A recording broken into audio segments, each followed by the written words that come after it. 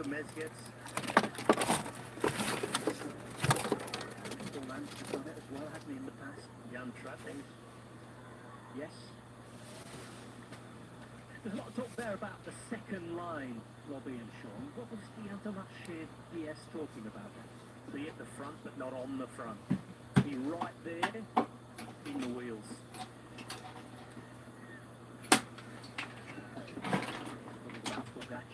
With Sagan yesterday, 12 stage wins at the Tour de France. 21 as a Grand Tour stage winner, but I think he came of age quite a long time ago, didn't he? Let's see, 1.6 k's to go to the top of this climb. By the way, vital stats are 3 kilometres at 4.9%. Nobody being shelled out. Sean Kelly, as always, knew what he was talking about. This is really good news for the likes of Mark Cavendish, Fabio Jakobsen, even Dylan Groenewegen, maybe to a lesser extent than the other two, but Jakobsen, I think for certain, who over recent months has taken not much more than a freeway bridge to put him out the back of the peloton. He'll be liking his pace, and he's feeling much better about his chances. Well played. Representing. The local boys have been in the house.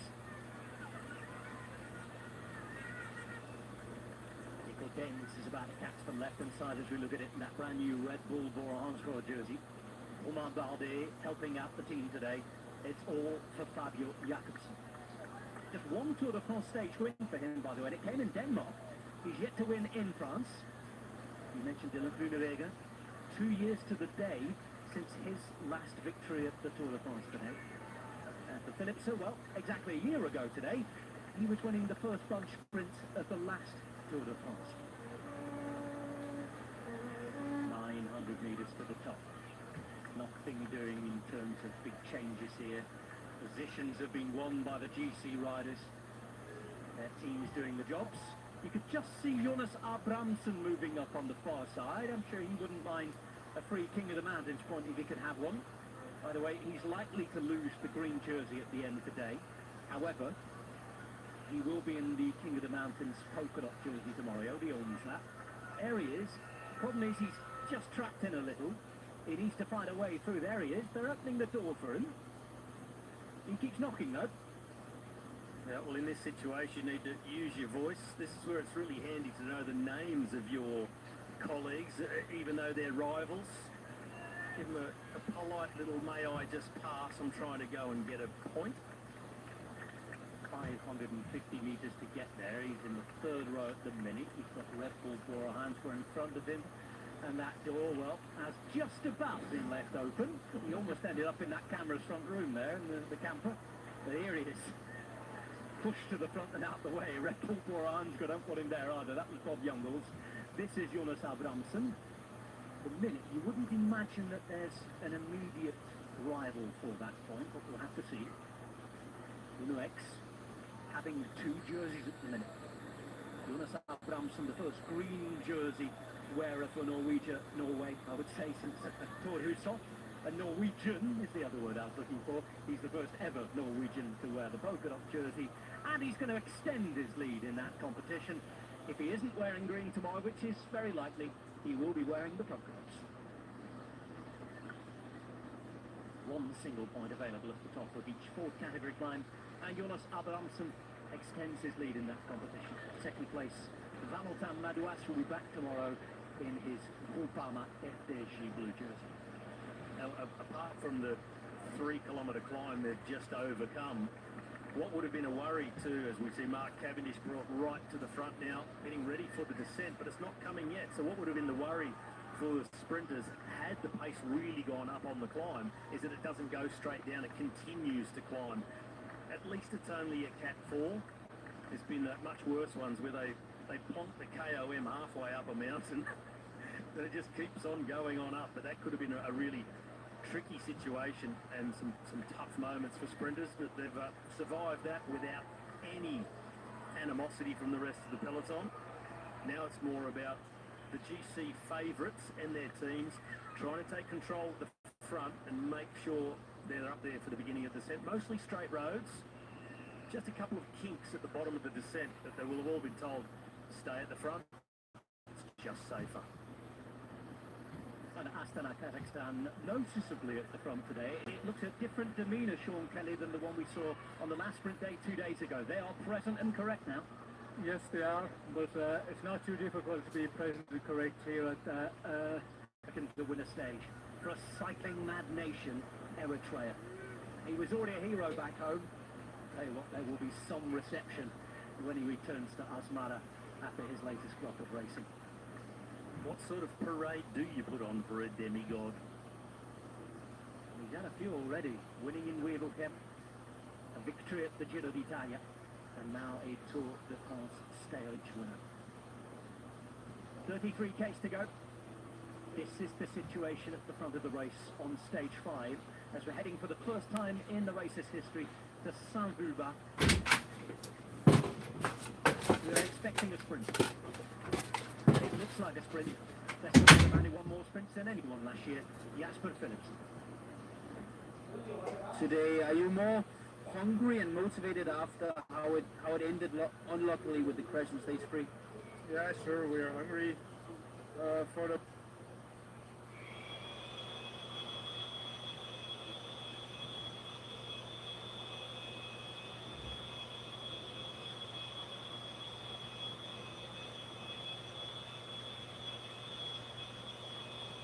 that is bothering you on the bike? No, not really on the bike. I have some small scratches, but yeah, it's more or less fine. Big fight for the points yesterday with your pillars and GMI. Who do you see as the big opponent for the green jersey? Yeah, we saw GMI had a really strong sprint as well. So I think, yeah, for sure, Peters and GMI will be the main opponent. A good one today, yes. Thank you. Couple of flyers, one for Niels Pullet, another for Stefan Bissiger, who's actually riding back to a town that gives him good memory. His first ever professional victory came in Saint-Vulbas on the first stage of the Tour de l'Ain back in 2019. Not great memories of this run-in for now. Both Pullet and Bissiger, the German and the Swiss, are getting changes well ahead of time and in time. They'll both be required by their teams for different jobs. And better now than in 20 kilometres time. Yeah, Niels Pollitt, he's the man in the team for the Flatlands, the big, powerful breakaway and time trial specialist Niels Pollitt, to sit on the front of the UAE train, which is stacked with climbers otherwise. So him and pretty much Tim Wellens are the ones to protect them all on the flat and the crosswinds coming in towards the sprint finishes. As far as Stefan Bissiger goes, for them, although they've stated they're coming into this race with 8 leaders,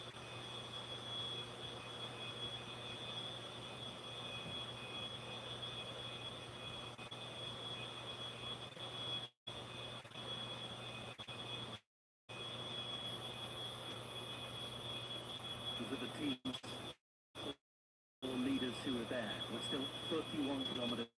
Niels Pollitt, Sean was very, very impressed by Mr. Pollitt, not just on the flat and protecting leaders, Robbie, but Sean, I know you were enjoying watching him go like a train uphill yesterday as well.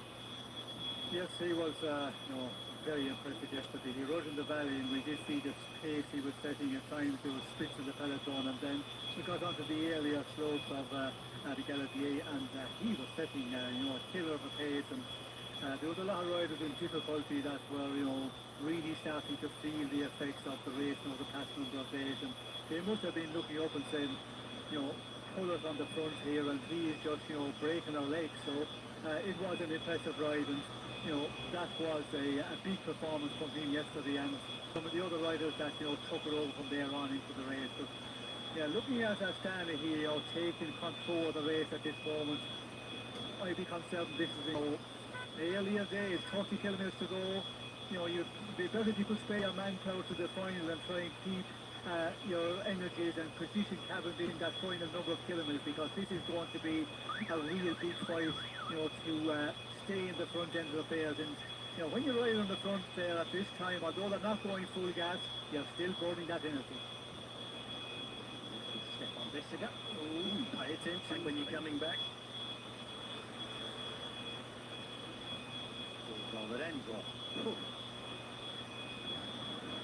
Pollock and Sean were just talking about. And Sean was also on about Astana, Kazakhstan at the front. It was Davide Ballerini, the next rider to come to the front for them, and just start to lead them down this descent. That there's a little bit more slippy than it would have been earlier on. Yeah, but I really agree with Sean on that one. I was seeing, especially the likes of Davide Ballerini, a man who is seriously fast and a lead-out man for Mark Cavendish, already putting his nose in the wind is not the right idea. And we'll wait and see if it continues on. That is the question. If they just make the descent and then they knock us off and they get in the wheels of the other riders, get out of the front of the peloton, and just keep grouped together. Of course, try and do that, and wait for quite a number of kilometres, and we get into that final 15 or 20 kilometres, depending on when the race really starts to ramp up big time, and that's the time you have to really be careful, keep a good position, but not be on the front as we can see that doing at the moment, but possibly just to get down the descent here, and they might disappear after that off the front of the peloton. It's worth remembering that they are a man down as well, because look at that crash there. Michele Gazzoli didn't even finish the first stage. He was suffering from heat stroke. In terms of preparation, we've been going on about this for a few days, haven't we? There's a little bit of nerves around that particular corner there. I mean, at this point in the race, that's just taking it on a little bit too boldly for my liking. If I was the sprinter of the team and seeing the gaps appearing and just pushing it that little bit. Oh, no. Christoph. Alexander Christoph's gone down right inside there. You can see he's got a mark on his right. You already see there's a little bit of slipping and offline by Davide Ballerini, and that's happening at the front. When you're setting that pace at the front, people are having to do a little bit more to follow behind further back in the peloton. This is a huge blow for Alexander Christoph, the sprinter of UNOX Mobility. Christoph, who has a teammate there, Tobias Arlen Johannesson, who's waiting for him. Christoph hoping to try and break the duck for UNOX Mobility, or looking to win their first ever stage of the Tour de France. Before we saw that, if we keep an eye on everybody coming down this hill, we've been talking about the bidons, haven't we, earlier on? The special bike, the extra work, the wheels, changing this, changing that, as Christoph is back on his bike, thankfully, and still in the race, which is what we want to see. Serviced and getting going again, but not ideal at all for him or his team. You wonder now if they will switch focus to Tour de France. We'll have to wait and see. But just looking at Both sides. For Christoph. just about to say, looking at gear, hopefully we won't be interrupted by any more nasty incidents. They were very, very nasty ones, and just see a couple of splits in the bunch behind as they did. Obviously not everybody wanted to follow the wheels there who were taking the risks, but left-hand side, look at Astana, Kazakhstan. They're all wearing turquoise skin suits. But there's been work done to the nth degree on Mark Cavendish's skin suit. So much so, Sean and Robbie, that it's slightly different colour. It's obviously the top grade stuff. Or otherwise Mark's just chosen this smaller skin suit that he could possibly squeeze into, and the fabric's on a bit more stretch, just going for the absolute aerodynamics. Nothing that could be even remotely baggy, catching even a breath of wind. Maybe it's just as simple as that. It is interesting because this year, to me, again, whether it's the increased influence of Mark Renshaw, I'm not sure, but they really seem to be doubling down on everything to do with the gear, much more than last year when they came to try and do this. Well, we know with the equipment, the clothing, the bikes, all of that, riders, when you do all that for them, it motivates them a lot, and the team try and work hard on that just to give that motivation. And in this case, as we'll talk about Mark Cavendish, it's not surprising, because if you really motivate him, then you'll have a great chance of getting a stage. But if he loses mojo, well then, you have no chance at all, because a guy at this point in his career, you have to, do everything you can possible to give many little advantage, marginal gain, as we talk about. And, that is the reason the teams, we hear all of this, work being done. And it is very important. And the riders, all of them now, as you can see, another crash. And this was always going to be a moment that would worry Christophe Laporte, who is down for this Melissa bike. He's always going to be perilously close to Jonas Vingegaard. Thankfully, he's straight back up. But there's a few of these nervy moments here. Left, right, over the there's wheel. only so much space there. And that is the problem with the islands in the middle of the road. When there's a rider in front of you, he decides, you think he's maybe going to go to the right hand side, suddenly changes his mind, and you get hooked on the wheel, and held it well there, but he could have just plowed into some of that centre aisle stuff. I think that Christophe Laporte just didn't realise which way the rider in front of him was going to go. Maybe didn't even see that traffic island from a distance, because Laporte, look, he was leaning back towards going right when he was clearly on the left-hand side of the road, and the rider in front of him followed what seemed to be the obvious line, but that's how quickly he can come undone. Seems okay though, back up and going very quickly. Got himself down to low speed despite being already halfway off the bike. Halfway through his crash, he was still scrubbing off speed before he actually touched down, and lucky for him, he got over that concrete edge of the traffic island, landed on top of it rather than against it with his hip or his leg, which would have been really...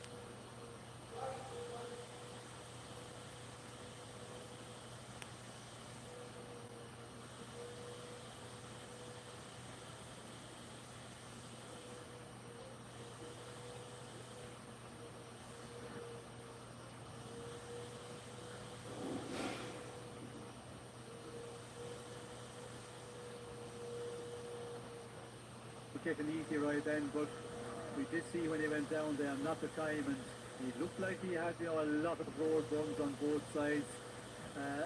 Not good.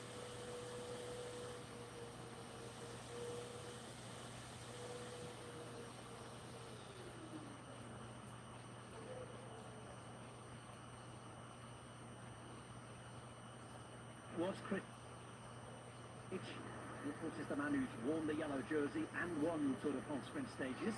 He's on his way back through the cars at least now. 23.5 Ks to get back in. Now, has that got the adrenaline going, the blood flowing? Can he forget about what's gone, or is he want to count out here, Robert? Well, this isn't Alexander Christophe's first rodeo. He's had crashes before. He's got a brilliant palmarès. He could maybe not shrug it off completely, but there is the element of that adrenaline rush, that natural painkiller your body produces after a crash like that, and hopefully he can just ride on that and still have himself in contention. 40 seconds back for Alexander Christophe, but he's in the cars, and at the front, these teams have not moved for a while. It's the same teams, the same order. They've bought the real estate and they're occupying it. I'm just seeing on the left-hand side, Belgian champion jersey, just in front of that of the world champion Mathieu van der Poel, Arnaud Delis.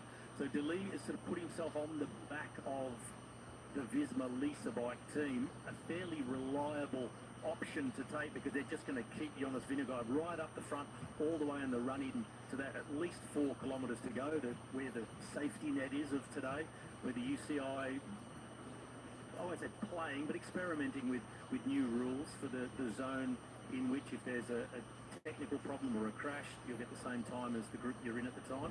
Today that's 4K to go. 5 kilometres in Turin, 4Ks today and tomorrow, and next week in Saint-Amand. It's Hannes Milke. I'm standing here with 200 meters to the finish in Istanbul Bar. Let me take you through today's finish. It's pretty straightforward. The last turn is around 2.3 kilometers to go. The riders go right in a roundabout, then it's dead straight all the way until 300 meters to go. This is the right bend that all the sprinter teams have been talking about today. If you follow me around, you can see the bend continues all the way until 175 meters to go. It means that the riders will be able to see the finish line with only 175 meters to go, which means that we will also possibly see riders trying to start the sprint without seeing the finish line. Another thing is the wind. We have heard that there will be a headwind here. Right now we barely feel anything at the finish line, but if there is a little breeze at a moment, it is headwind. Another thing is the tarmac is fresh, new tarmac. It starts with 700 meters to go and all the way to the finish line. But we have to focus on the bend here, the right bend, because it also invites the riders, because it's so difficult to hold their line that can be a big discussion at the end of a possible sprint here. Thanks, Hannes. Sean, having seen that, what do you think of this finish? Because we've got, before we get there with Hannes, we've got two 90-degree right-handers in the last 3 Ks as well. Yes, well, it is a pretty technical finish here, because when it's a bunch sprint like this, and there's going to be the high speed, a lot of their teams position their riders, it's going to be another hectic one, and the roads is going to be important. It will be dried out totally, that is a major one. And then that final run to the line, we can see the way it turns around. It's always better that you have a straight of 500 or 600 metres, because the riders are going to take the shortest way through that final bend before you can see the finish line. And we've seen in the past that can cause problems. Riders trying to just come up, and then they get chopped out by the team who put it as tight to the barrier as possible and make the road to the finish line as short as possible. So it is going to be another really difficult one. And the wet roads, and when you're in there on the race, and the wet roads are always a concern, because that grip, is, you're not sure how fast you can go around the corners, where if you have the good dry weather, the warm conditions, warm road, there's great grip. But on the wet roads, you're always concerned. And if somebody go down in front of you, well then, you're pretty guaranteed you're going to be down. If you're immediately in the wheel or a place behind them, to get around them on the wet road, majorly difficult. But by the same token, if you back off because you're a little bit worried about what might happen, you're going to get swamped and passed by about 10 or 12 others who have no concern about that. They're prepared to either win or go down in trying. Alexander Kristoff returns. Quick conversation with Sir Armstrong there. Two sprinters for Uno X. Usually with Kristoff to try and finish things off, but they can change roles. We are less than 20 kilometres from the finish. It's building up. Slowly. Very. It has been one of those days. Let's not beat around the bush.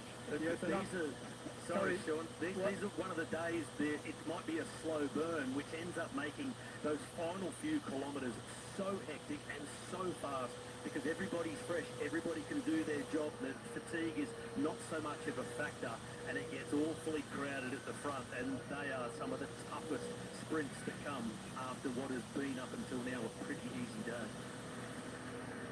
Yes, well, that is always the problem. When you get an easy day, you're going to get a lot of riders capable of getting up to the front here and being in the mix. And sometimes as a sprinter, you look at riders up there and you say to yourself, I certainly did in my day, what is he doing around here? He has no chance of getting any place here in the sprint, but they all have right to get there. 25.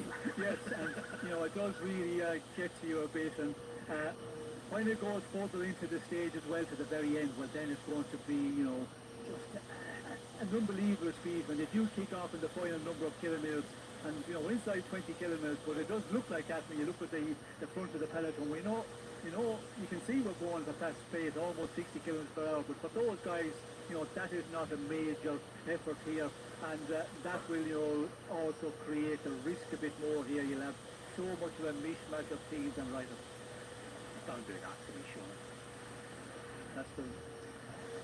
That's the reality of this bike racing, Rob, and that's what you've got to get on with. And as Robbie said, you have to just say to yourself, okay, I have to take risk here, because I cannot afford, to leave those gaps. If you're going for the sprints and you're going to try and win this stage, well then you have to take huge risk on the wet roads, because the moment you leave a bike length, few bike lengths in front here, they're going to bomb drive into it from behind, and then you're pushed back, and that's what they don't want to have to make. So the team is very important. If you have a strong team in the final number of kilometres, 3 or 4 guys that can keep you up there, and you are in the slipstream, a huge advantage. And you tell yourself, someone may crash here, it's just not going to be me. That's Harold Tejada, who's done for the day. He pulled off there. He's been doing a turn for quite a long time, since the climb, in fact, and we heard Mark Renshaw on the radio, didn't we, sending the Colombian up to the front. That looks like it's Yevgeny Fedorov, who's at the front, former World Under-23 champion. In and around each and every corner. Across the bridge we come. 16.8 kilometres to go. Pont de Sceaux. But the next big point they'll be aiming for is around 10.3 kilometres to go. They cross back over the river again. That's a sharp left turn. If there was wind, as you see from those flags, there just isn't. But at the beginning of the day, in the team briefing, there would have been talk about wind direction, where it's going to change, where they might pick up some tailwind, crosswind. 10.3 was a point where there could have been a tail crosswind. And any change of direction on the course inevitably brings about just a rush for the corner, maintain position. Fredo just coming through there, and you can see why everybody was fighting for that position again. Capit Island there, and this Melissa bike moved from one side of the road to the other. And Marivo practicing his cyclocross skills. That was quite nippy, wasn't it? It's now as bad as Sivakov. Give that to me, Robbie, when I haven't seen it. Just, the bloke taking a photograph on the side of the road and putting himself in amongst the peloton. Another close call.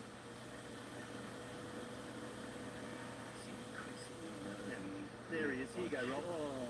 They're ducking under his elbow.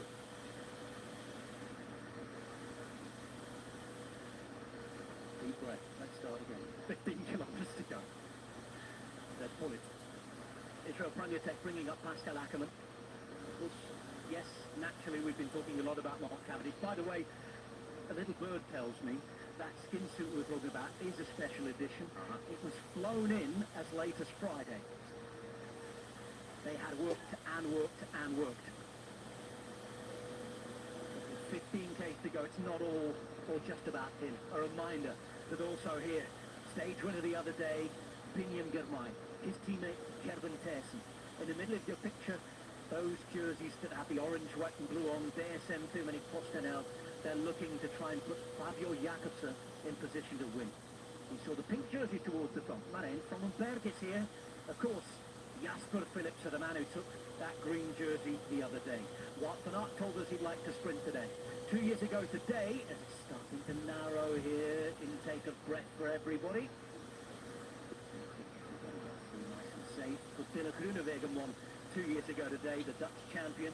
Mars Pedersen, Sam Bennett, Phil Bauhaus, Brian Cookar, Ackermann we talked about. Bully is here as well. There is Dimar, Gaviria second the other day. Christoph, who has crashed. Varenschuld, the backup. There's a long cast list of anybody looking to step on the stage.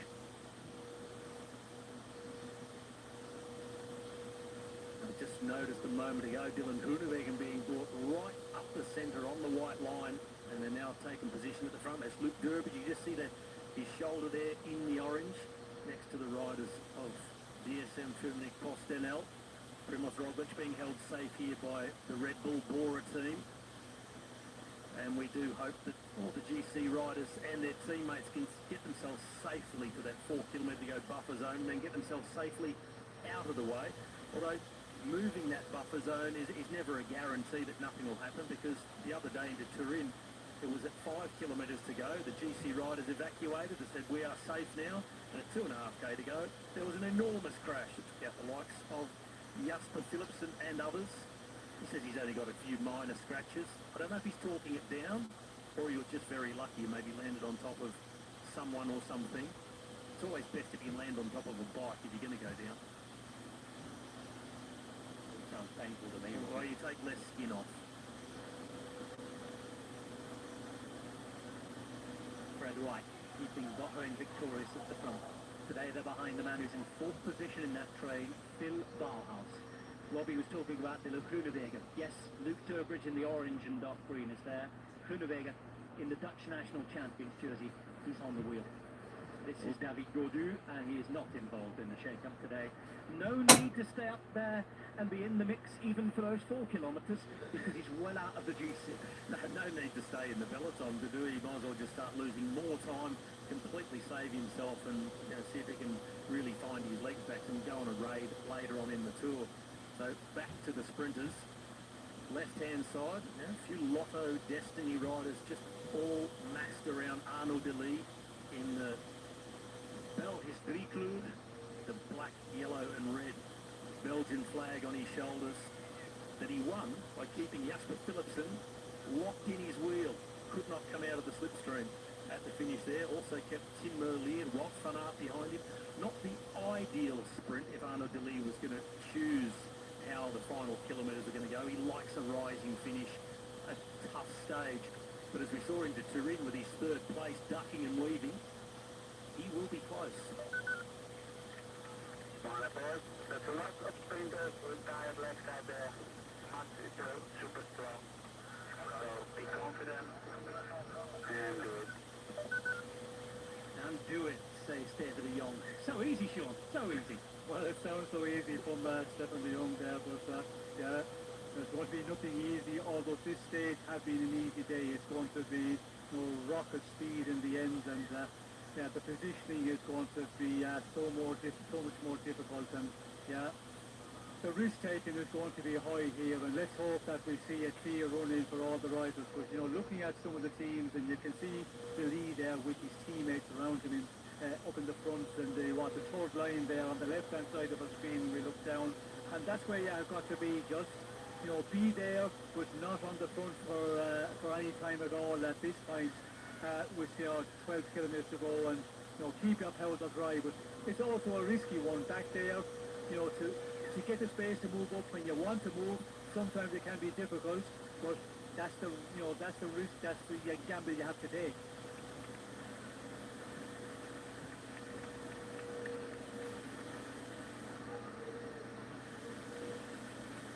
Just over 11 and a half kilometres to go.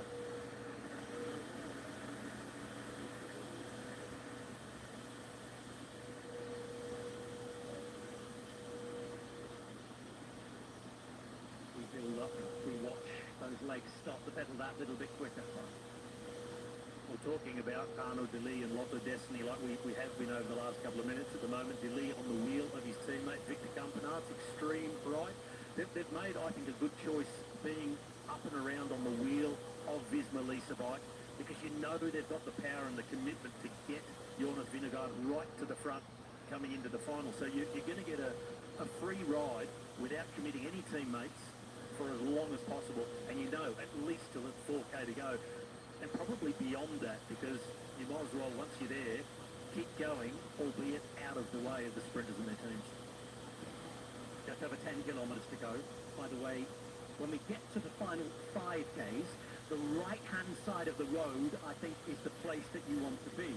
But a couple of other right turns here, and I'm just thinking back to that period at 30-odd Ks ago when Astana, Kazakhstan took their position on the front of the road. It's always been on that right side of the road. Is it possible, Robbie, that they are going to try and keep that position all the way through?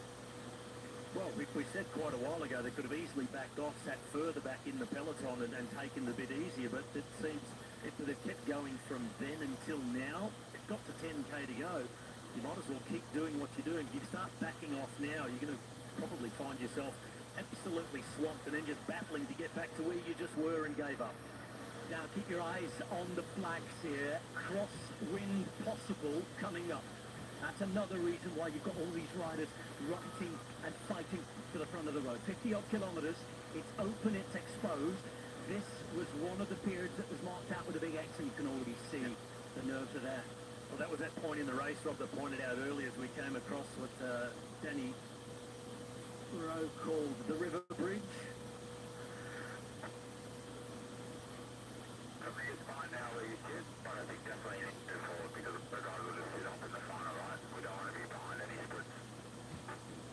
Mixed message. I think it's fine, but move up. It's great where you are, but move up. Maybe wanting more clarity. Let's see. We're well inside the final 10 kilometres now. And this is the mix, Sean, that we get of those GC teams, sprint teams. For them, the magic number is 4 kilometres to go. But, as we heard, if there are any splits, they don't want to behind them. It's not like you can sit up with 4Ks to go. No, it's not, but yeah, it does give a little bit of relief when you get to that 4 kilometres, because of the traction, you're behind the crash, and you can say I was held up there, and you get the same time as the peloton arena as we see at the moment. But you can see here the mix of teams at the moment, wide road, they're all trying to just keep that good position, and yeah, we hear from Ineos there, yeah, you're in a good position, but try and move up, and I think that's just, to keep them motivated, because if you say to them, okay, you're in a good position, all fine, they might just knock off a little bit. You have to keep motivating the guys and keep pushing them, build that, that motivation there and make them fight to stay there in that position. And, we still have that, 4 kilometres, 4.3 to go, so that is a very important thing to get to that point where if there is an incident, you're present at the same time. Talking of Astana, having been up there since 30k to go, I'm just looking at the body language of Mark Cavendish, really pushing hard in the position that he's in with just 3 riders in front of him. Even in that position, you're still catching an element of wind, where there's others been sitting further back, more central in the peloton, much more protected. Remains to be seen if it's too much of an energy consumption this far out from the finish. And for the first time, Sean, they've lost that position now. Yes, they have, and you can see there they were just squares going into that right-hander and losing quite a number of positions there. And well, with Mark Cavendish, you would expect him to be able to call it. It depends on what way the wind is as well, what direction it's coming from. If the wind was coming from the left-hand side, well, then they were getting shelter, because they have been at the right-hand side for all the way over the last 20-plus kilometres. And he should be the one with Moorcock as well. They have got the experience. Okay, in the car, they can give you a bit of guidance, but sometimes you have to take, the intensity yourself and decide what you need to do in this final 25 kilometres or 40 kilometres, whatever they have been, very much to the front with the Astana team. It's Alexei Lutsenko who's brought them back to the front. But here comes Tim Leclerc. He has Tom Screens with him, and not far away will be Mats Pedersen. Alexander Kristoff seems still to be the man for Uno X. He's moving up on the left-hand side, and they have the current green jersey. Jonas Abrahamsson helping. It's Niels Pollitt now who starts to wind it up at the front as we start to aim for the final 5 kilometres. Jan Tratnik is there for Visma Leasabite, and suddenly the heat is on at the Tour de France. Whether you're in the GC or wanting to win in the sprints, this is the time to fight for each and every turn. The roundabouts, the road furniture, all have to be patched with precision, speed and positioning. We're approaching 6 kilometres to now, and the game is on. And look where the yellow jersey is, Robbie. He's right at the front where he needs to be. Perfectly piloted so far, Tadej Pogačar. Wide roads now, so much easier if you've been put out of position to ride you back away or back around towards the front. That's what Mats Pedersen's trying to do with his little Trek teammates further back. Left of picture, Alexander Kristoff with the men from Uno X Mobility. Astana still in good control right in the middle, but Mark Cavendish not quite with it at the moment. Behind Cavendish is his lead-out man, Mikael Mercury, just shadowing him. Now he's back in front of him. So just now he started to play his role piloting Mark Cavendish. Before that, just following, making sure he can get there when he needs to help Cavendish back towards the front. Behind him, Alpecin de Koning with Jasper Philipsen. Mathieu van der Poel, and he's got a plan to do exactly what he did last year with Jasper, and that is launch him into orbit and towards the stage victory. Approaching the final 5 kilometres, so here we go. As with every sprint day at this Tour de France, we could be witnesses to history. Sit yourselves down, strap yourselves in. This is going to go supersonic. Whoever wins. There's the 5k banner. At the back, if you're out the way, you're out the way. Sunan Varnashov not going to be involved at all today. He's still got that extra jersey on, not taking part. 2 more critical points coming up on the run-in towards the finish. A right-hand turn through. It's a quarter of a roundabout, 2.8 kilometres to go. 400 metres later, another 90-degree right-hand turn at a roundabout. Then they're onto the final straight, 1.2k to go. Right side of a roundabout as it's marked on the map at the moment. See what they give there at the finish. If they've widened that, cleared the roundabout, and of course, as we heard from Anders earlier in his finish line report, it only opens up and you spot the finish from just around 175 metres to go. It's a sprint of anticipation. Go before you can see it. Get the jump on the rest. Girmay further back, perhaps looking like he's following the wheels again with the rest of his team, perhaps leading out Kerman Persson. 100 metres to go.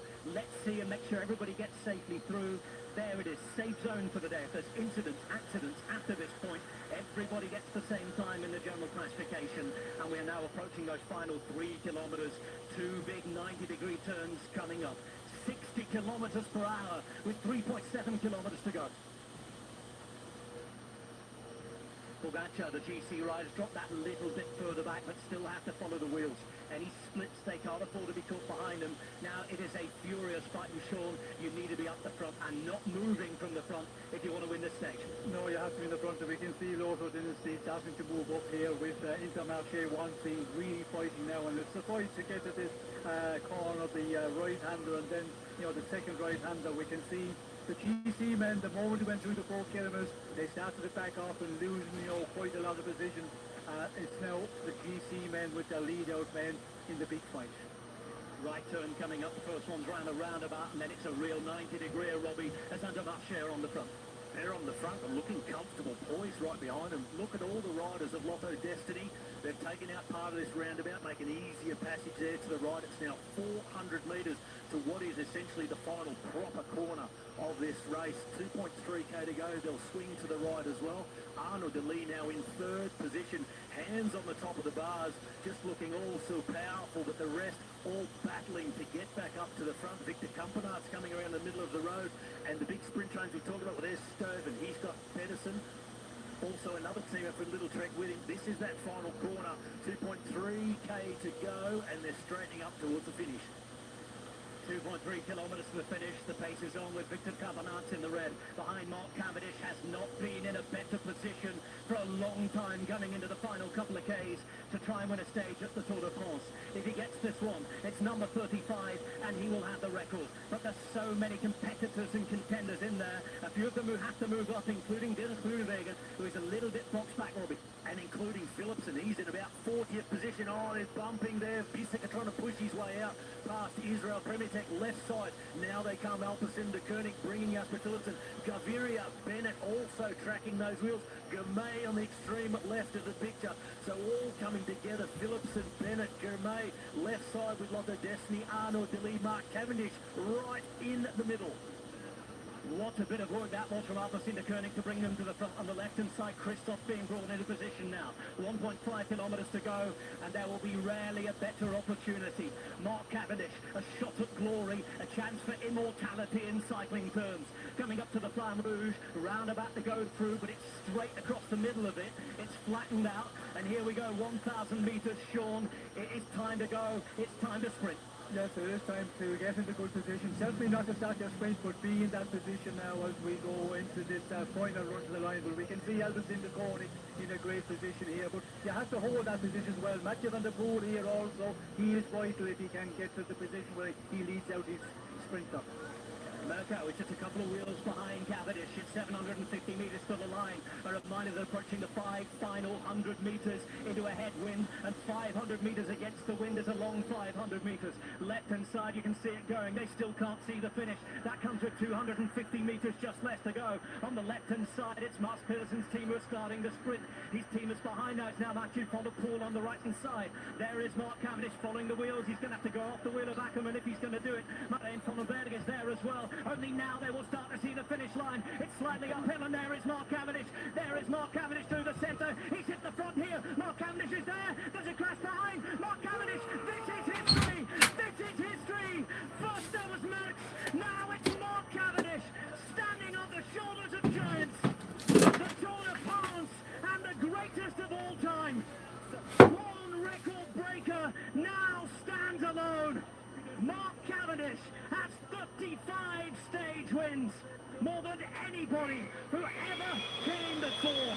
Most doubted, he believed, a day he and we will never ever forget. The record belongs to Mark Cavendish. We watch, we enjoy, we sit absolutely stunned. And stunned is the word. Absolutely stunning the way of watch Mark Cavendish weave his way through like days gone by. We haven't seen it for a while. And finally Mark Cavendish elbows out, protected himself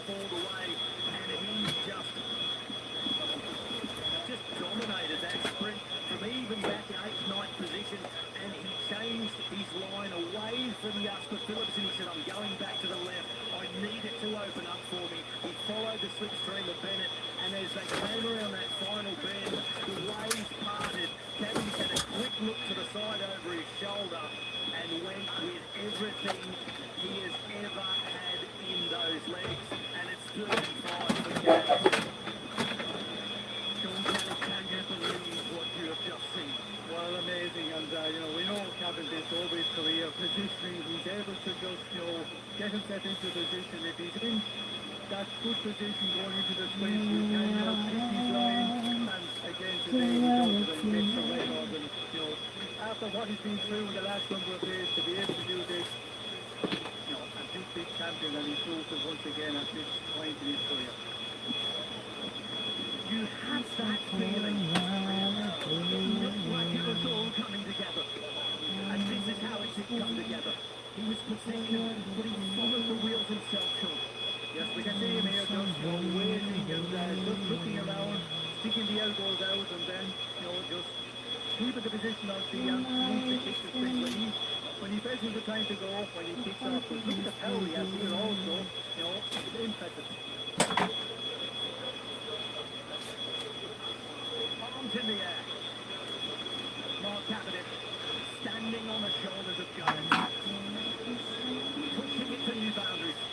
Going further than anybody had ever gone before. That's the moment. One for the history books. Back into this reaction. Bring the Tour de France, fucking Case Bowl for the lead out. And Case Bowl. Case, we're live on Eurosport. Can we get... Case, can we get a quick reaction? You're historical. This is what it means. Case Bowl making history with Mark Cavendish, Astana. They did it already here on the Stage 5. Make sure you stay on our coverage for more content on the ground. There is nothing more powerful than a good story. And this is possibly the story of the cycling century. Look at what it means to them all. It was a day that was going to be perhaps easily forgettable. Whatever you've been doing today, wherever you've been joining us from, I can promise you, you will never, ever forget this moment. And every rider to a man almost, Sean, is absolutely delighted. They know they were there. Well, they have experienced it, and they know what the difficult job, the work it takes, to win this game, to the France, and also, they see the suffering he's had in this race, and just be able to get himself in that position and win this one.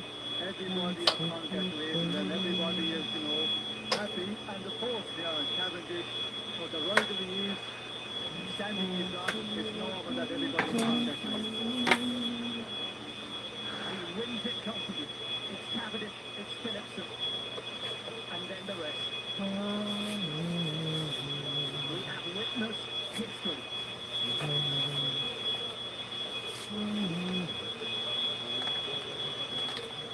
At all of those bodies you can see, it's a very special day to visit the Tour de France.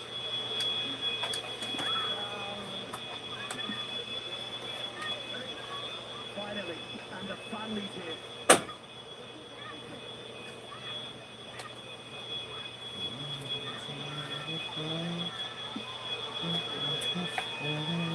This means the world to them, and they mean the world to him.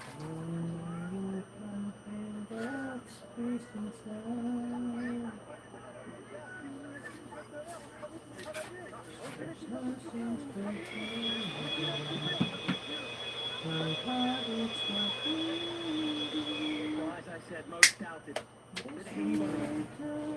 They believed in him. And you could see that. And Sean, I'm going to hold my hand up here. I'm not sure I thought I'd see this moment, certainly after last year. But my just shows that if you have an objective, you work hard, sacrifice, suffer, spend the time away. A lot of people thinking that you're absolutely crazy.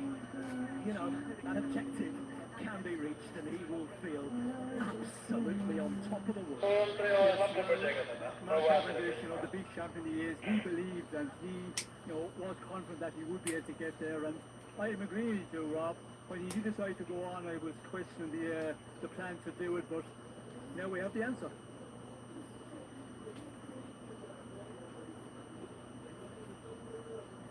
Mark Cavendish wins stage 5 of the Tour de France. A 35 and record-breaking victory for the British rider at his 15th Tour.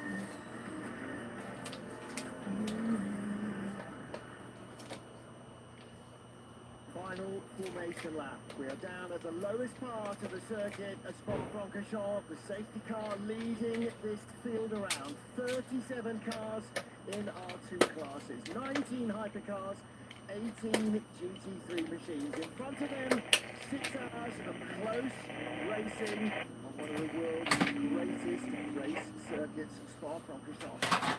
And we often say as we come here, don't like the weather at Spa? Wait a few minutes, it'll change. 4 seasons in one day. Well, I believe that we are going to have probably just one season today early summer.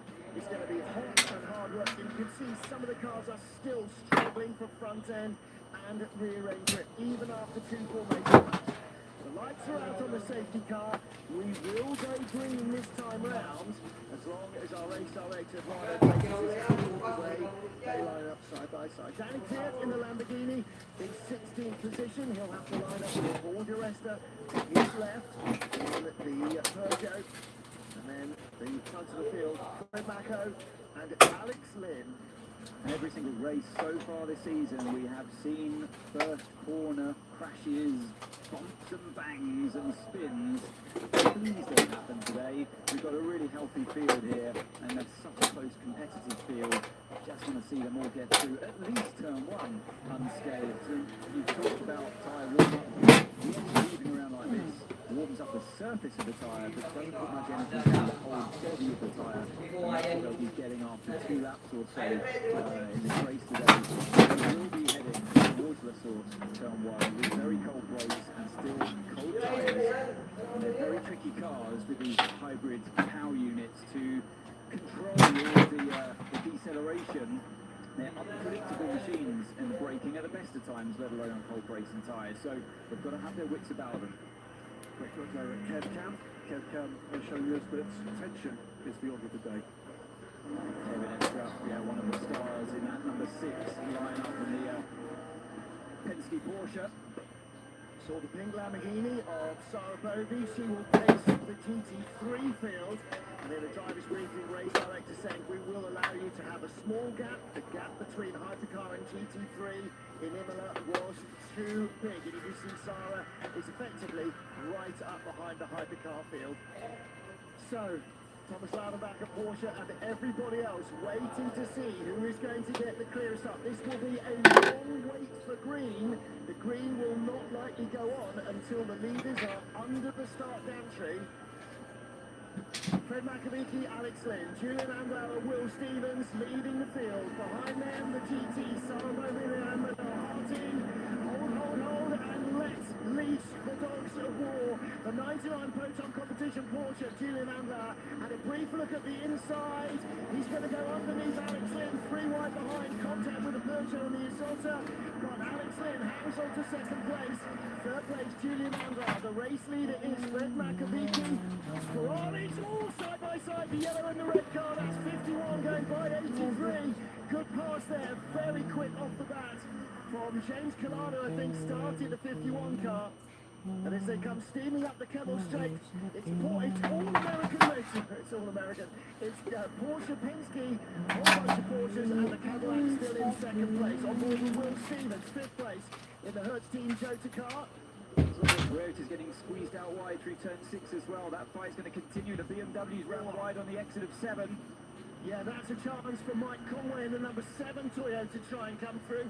He started 13th, and he's only 3 cars behind his teammate Sebastian Buemi, and Buemi started in 7th place.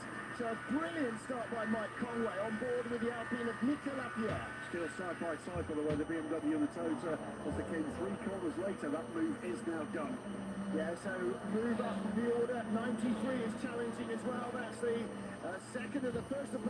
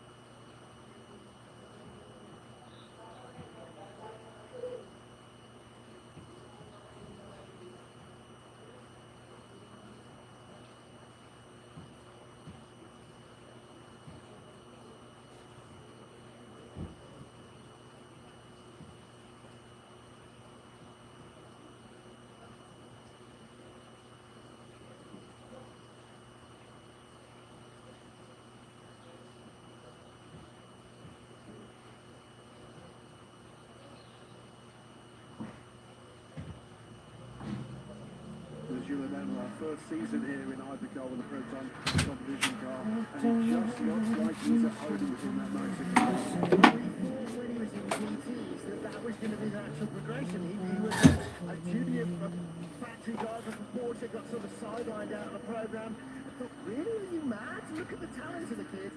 And Christian Reed and Proton have picked him up, and they're really benefiting from it. Here's the battle again for second, third, fourth, fifth, sixth, seventh, eighth, ninth.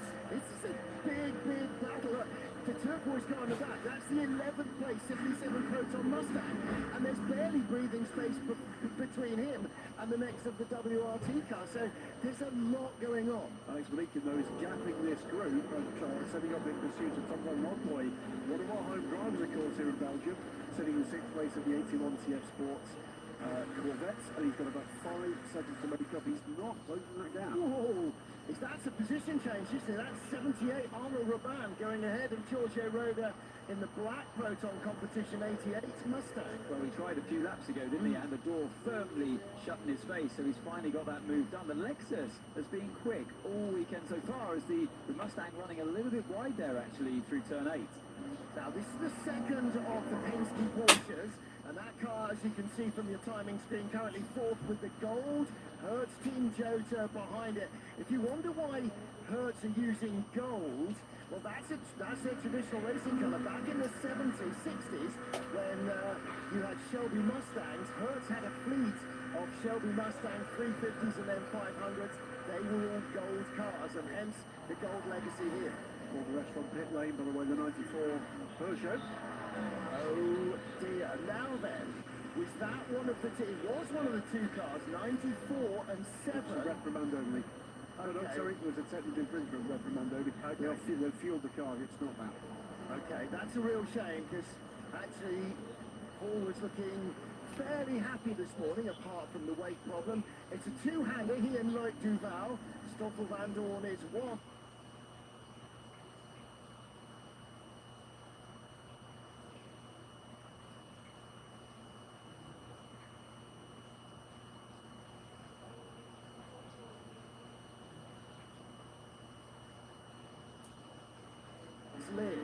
Is that he's going to end up overheating and overusing his tyres. The Mustang runs out very wide.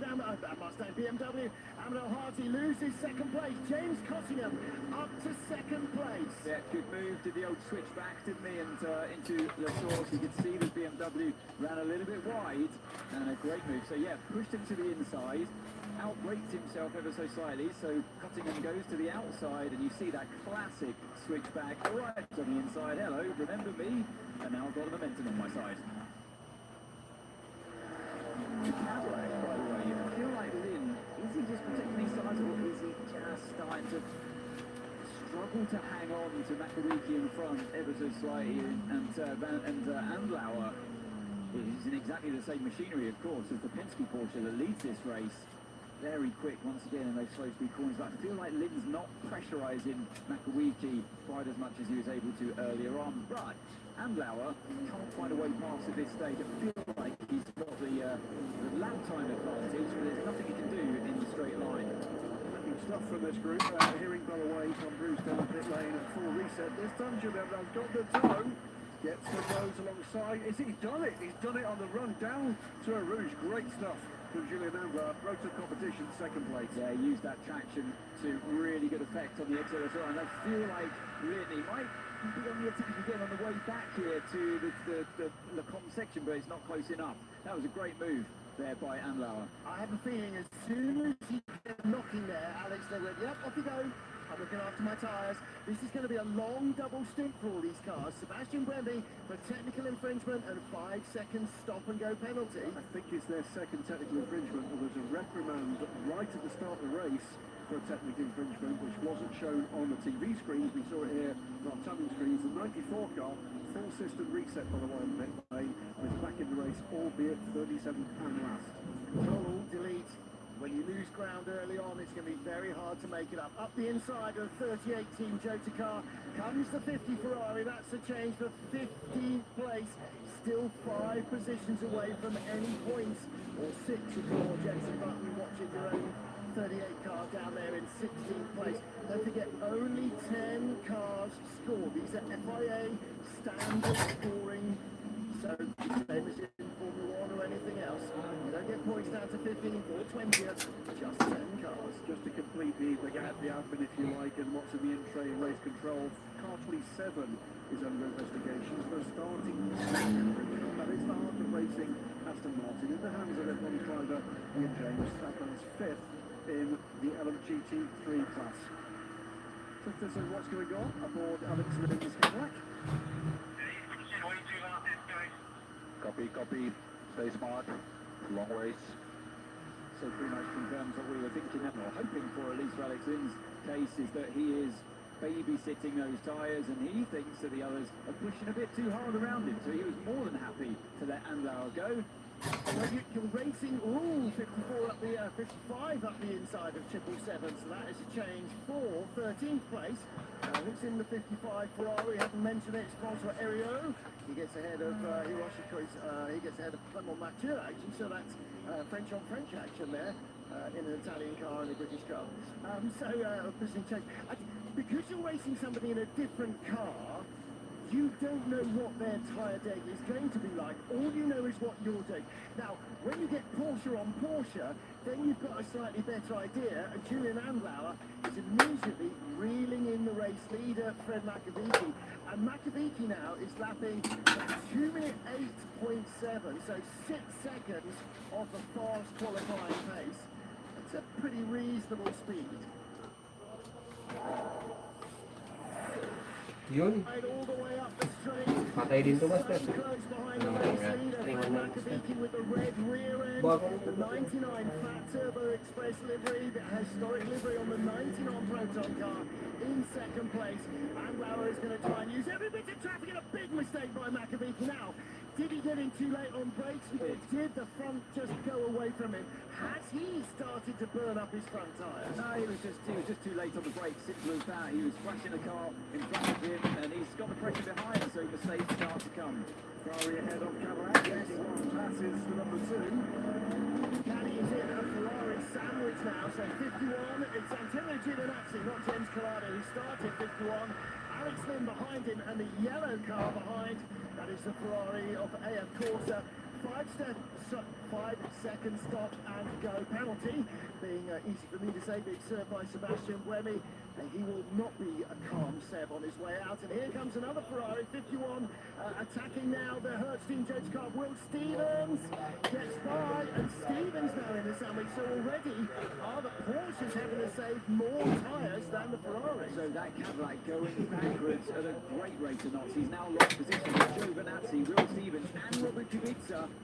They're all having a great scrap between them, but Lynn has lost the speed, it seems. And on the risk, losing further on the Alexis, because Alexis is right with him. So whatever's happened with Alex Lynn, he's either backing out of this, or he's got the car underneath him. He has got the car to go. So didn't go too hard too early. And again, is that going to be the effect on Julian Andlauer? Andlauer still chasing Robert Makovici for the lead, and only half a second behind him, as we see the Hertz Team Joseph Gold car defending against Robert Kubica, Will Stevens, and then the blue nose caddy coming through. And behind him, is that the Alpine? Yes. Yeah, coming up down the inside of the Ferrari. So the Alpine is close. We've got 2 Alpines, 2 BMWs, and then the better of the 2 Toyotas.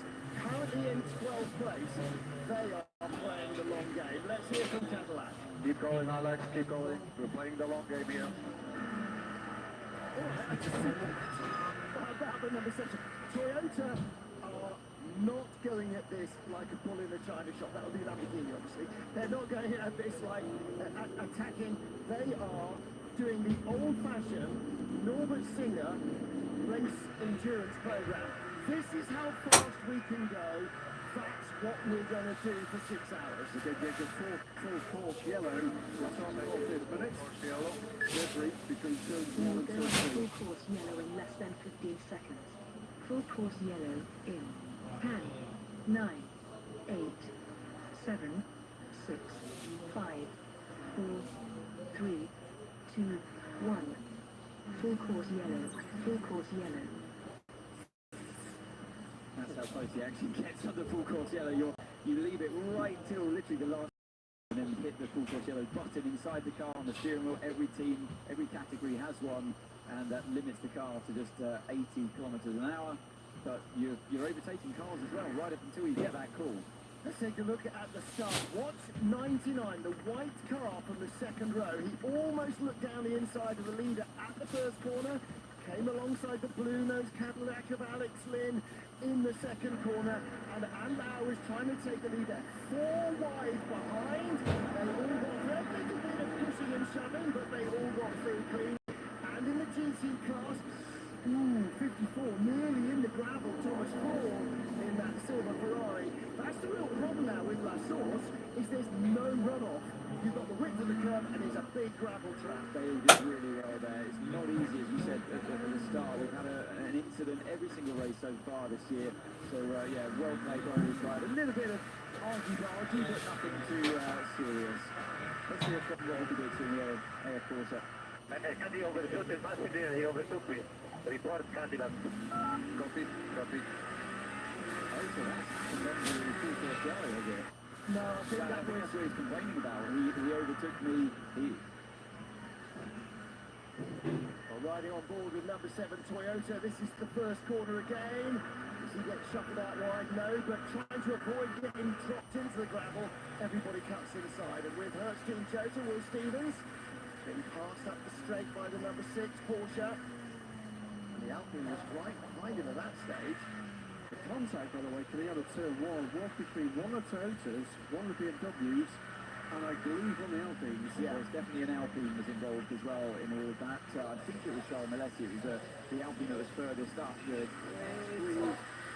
I think it was Rene Rast was the better place for the BMWs as well. And yeah, that's what happened to him. I misidentified. It was a BMW, it was a Toyota, and it was the yellow, the 83 Ferrari that made contact.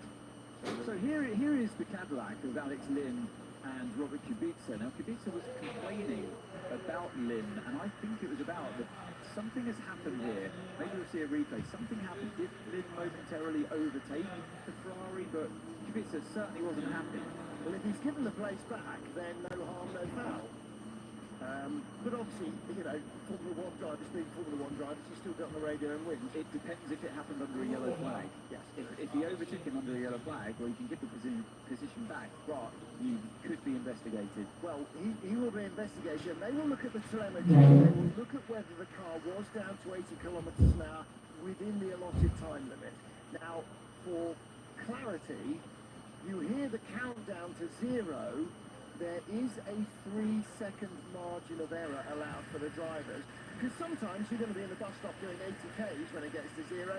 Sometimes you're going to be hooning down the hill at 180 k's or 280 k's. So the braking distances are different. And of course, racing drivers being racing drivers, if you don't have to stop at 0, but you can stop at 0 plus 3, are going to stop at 0 plus 3. So Kubica may have been down to 80 k's by 0. Alex Lynn, allowing the 3 seconds of clearance tolerance, may not have been. And that's fine, that's within the rules, unless you do the overtake with a yellow flag flying, because you can't overtake a car under yellow. So that's probably what Ferrari, Kubica, you know, he doesn't miss a trick. He's a well-experienced driver, of course. He doesn't miss a trick, and he's immediately grasped up his competition. So I'm sure the stewards are looking at that one. Good use of grassed up so early in the race. Well done. Graham Goodwin. Just a quick comment here that we've got the 2 Alpines, those to tell. That marks some progress for Nicolapia. 11th on the grid to 9th now, and right with Charles Malessi. With the Porsche on the 5 leading, from Julian Anwar, and that's half charging progress. Then the second factory Porsche, first on Porsche, 4th place to 51 Ferrari. Yeah, the Alpines have gone from 7th and 11th and have now met at 8th and 9th. Correct. So up 2, down 2. One was got on a ladder, the other one got on a snake. Bear in mind, one of those cars ended the evening with the engine out. It's going well for them at this stage of the race. They're going to go back to green flag running in under 20 seconds. Yep. And the 2 Alpine have Marco Wittmann's BMW inhaling their exhaust fumes. In fact, probably blocking their exhaust. Here you can...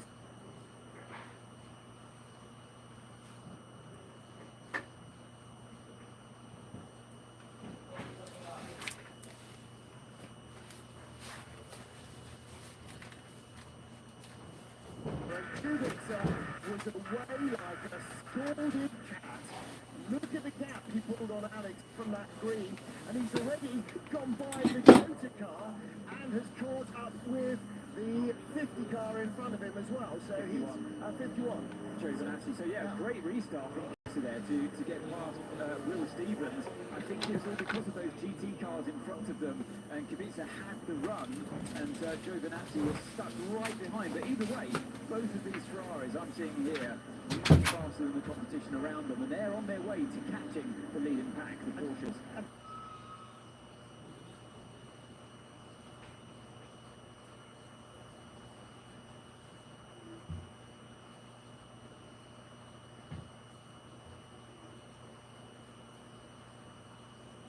To the restart as well. Fully shuffling in the order of GT3, by the way, the middle rankings, but just to point out that Semple has taken that stop and hold we saw inflicted just before the full course yellow, took that just before we went into the caution. And also, Paul di Resta in the 94 Persian that came in for full factory refit has gone back out and is now, although he's still 19th in hypercar, he is 19th overall, so he's now ahead of Sarah Bovey, who leads in LMGT3 by 7 or 8 seconds. In fact, now looking at 10-second advantage over the car that's second in their MGT3. So she is having a phenomenal opening stint. Some of these hypercar drivers taking maximum risk through traffic there. We're right in with Alex Lynn at the time down the inside. Isn't it, Nelson? No, mate, are we okay? Some floor damage, it's just floor damage. Nothing we can do, so we carry on like this. It's safe to carry on. Good job on the Peugeot. Oh, I wonder where he's picked that up from, because like I mentioned before, the two Ferraris, the Kubica car and Giovinazzi, they're flying out through the field, overtaking cars left, right, centre, and I'm not seeing really the same progress necessarily from Nicholas Nielsen. Yes, he's overtaking some cars, but he doesn't seem to have the same pace as the Toyota here. Mike Conway gets completely mobbed behind the 59 car. Yeah, that's James Costingham, second in GT. And immediately it gives a Ferrari a run here around the outside, and there is Nicholas Nielsen, the benefactor of that moment that Conway suffered. And it's just the way the luck of the draw is in the traffic sometimes. Nothing that Conway could have done about that one. No. So Nick Nielsen up to 12th, Conway down to 13th, the better of the two Toyotas. Where will they be in another 5.5 hours? I would guesstimate that they will probably both be back up in the points. Toyota are too good at what they do. They know the car too well to really flounder here. Everybody's going to struggle on time. What's going to be interesting, guys, is when we get into pit stops, whether we see left sides only, rear tyres only, how they're going to...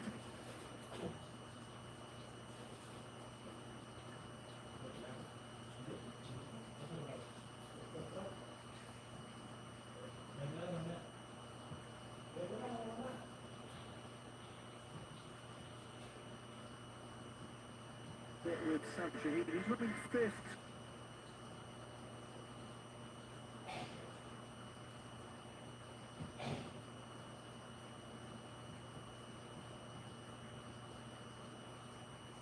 Strategy and more about the headline leading that race. Number seventh place, the number 2 Cadillac team must be looking at this going, how come their tyres haven't dropped off the cliff yet? These two are going at it. All right, we're not at lap record pace, but they are both running, and Andlauer has not had one, well, he's had one lap in clear air, and the rest of it he's been in a turbulent air behind either the caddy or now the race leader.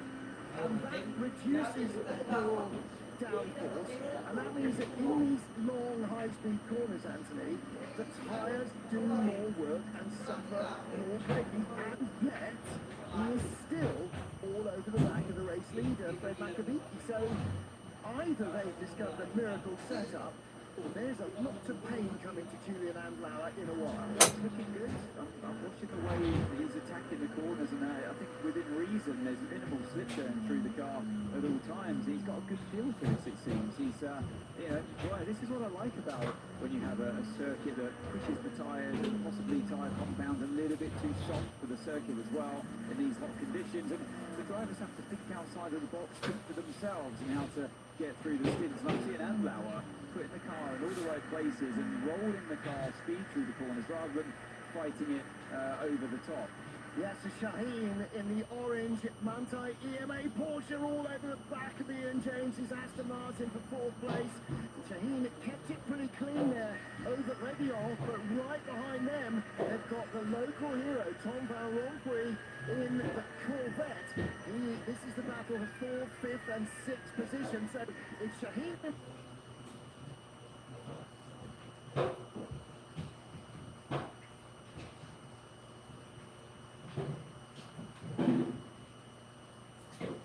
Behind them and ahead of them is the third place car, the TWRT car from Armand Harty. This is Linus Stern, a cracking stop. Best battle this early in a race we've seen in the GT3 so far this season.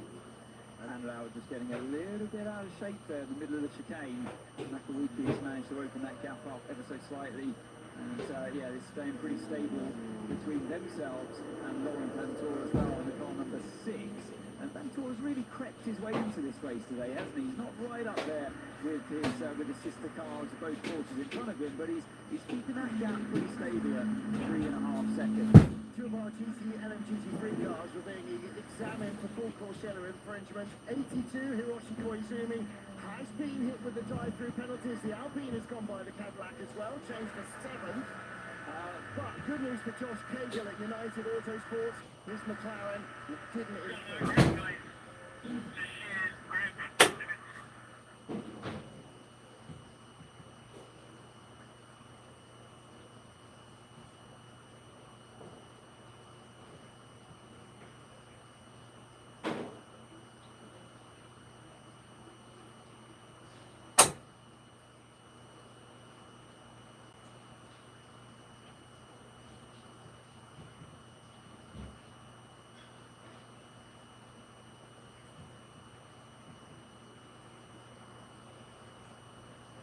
That's already got a lot of laps on it, and it didn't look like that from the graphics.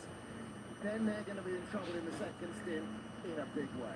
There's a change. This was happened a while ago. This is the 35 car going ahead of Alex Lynch, Malisi, getting that race, and it looked to me like Alex Lynch got a lot in his own race. That was on just the last beginning of this lap. Beginning of this lap. So it was a bit of a half-hearted move. He was having a look, and then Lynn kind of just suspected he was going to come through on the inside, gave him benefit of the doubt, and opened the gap up. And he thought, oh, if you're opening the gap, I might as well continue what I was only thinking about briefly. But yeah, it wasn't like such a decisive move, I'd say, but effective nevertheless. Oh, that's Montoya. Yes. So it's great to see him.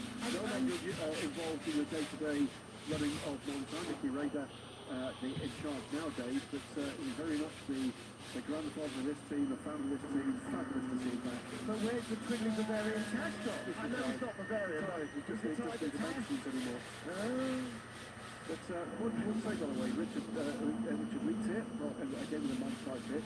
Alex Malikin has caught this group, but has got past them. So he's caught Tom Van Rompuy. He's got 5 seconds back earlier in this race. He's caught that group. Just wonder whether or not they're banging around each other yesterday for taking the edge out of his performance. We'll soon see. Here comes the next Alpine on the back of the Cadillac, who's struggling here in this race so far. Yeah. And Nico Lapierre can smell blood in the water.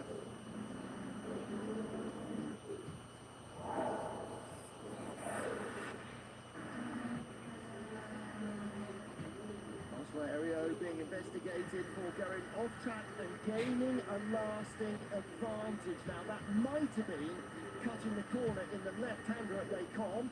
Saw the Corvette coming steaming up the hill there. And that's through. Oh, and now through for the lead of the race. Yes, he is. That's why we cut away from the GT battle. Up at the bus stop, Julian Andlauer leads from Fred Makaviki now. The question is, Makaviki in clear air was able to run his own pace and his own race. Behind Andlauer, does he now take a step back and settle down and keep the tyres under him? He's going to have to drive the rest of this stint, which will be another maybe 6 or 7 laps, and then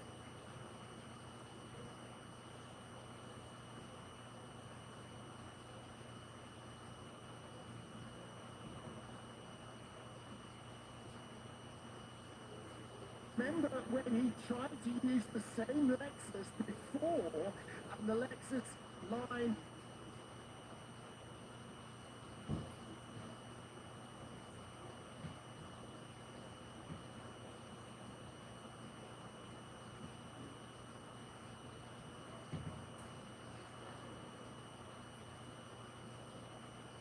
and well anticipated as well. How did he get the far door handle to make that portion narrow enough to get through that tiny gap? I don't think they hated that very much in the Proton garage. They really enjoyed that replay. And well done to whoever's driving that Lexus. I think that was probably Takeshi Kimura, because he's a bit adrift from the rest of the field, because he had that drive-through. Bit of tape just flapping on the back of that. They put that heavy tape, don't they, to seal some of the gaps on the bodywork. That's just come loose, it seems, and flailing around at the back of Makawiki's Porsche. But now that Amlau has made that move, he is starting to pull away already. Yasser Shaheen's got by Ian James, because we saw a brief view of the Corvette steaming up behind Ian James's rear view camera. So Shaheen has gone by in the Manthey EMA, and Malikian on the inside of Tom Van Rompuy, and bits coming.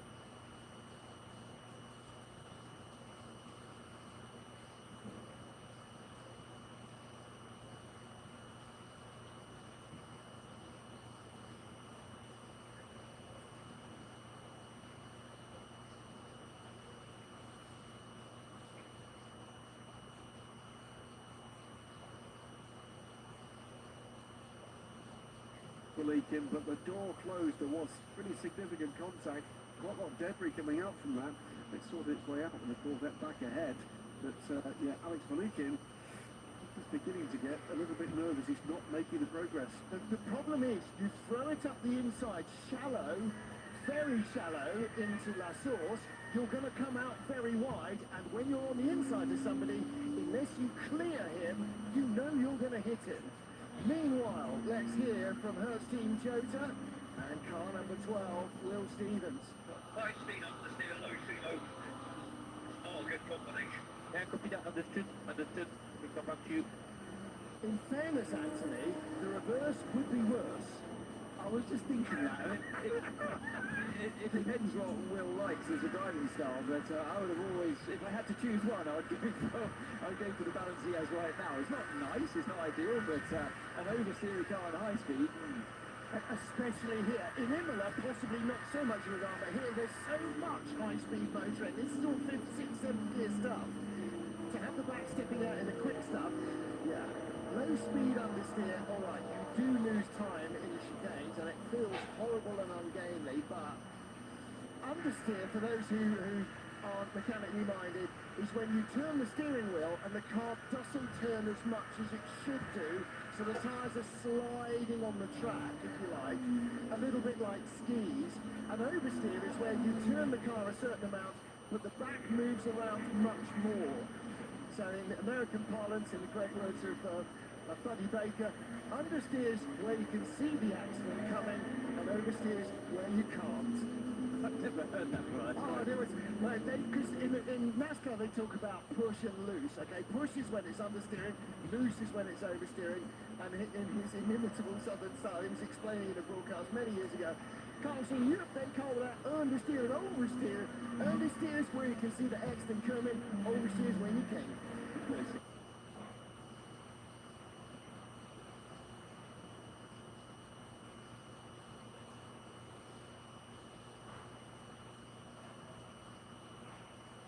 That time over, we see another brilliant replay of the change of lead between Makawiki and Amlau. Really interesting, wasn't it? You think these things are flat out in top gear. Interesting that he changed down to get more reps, to get more punch. That onboard was really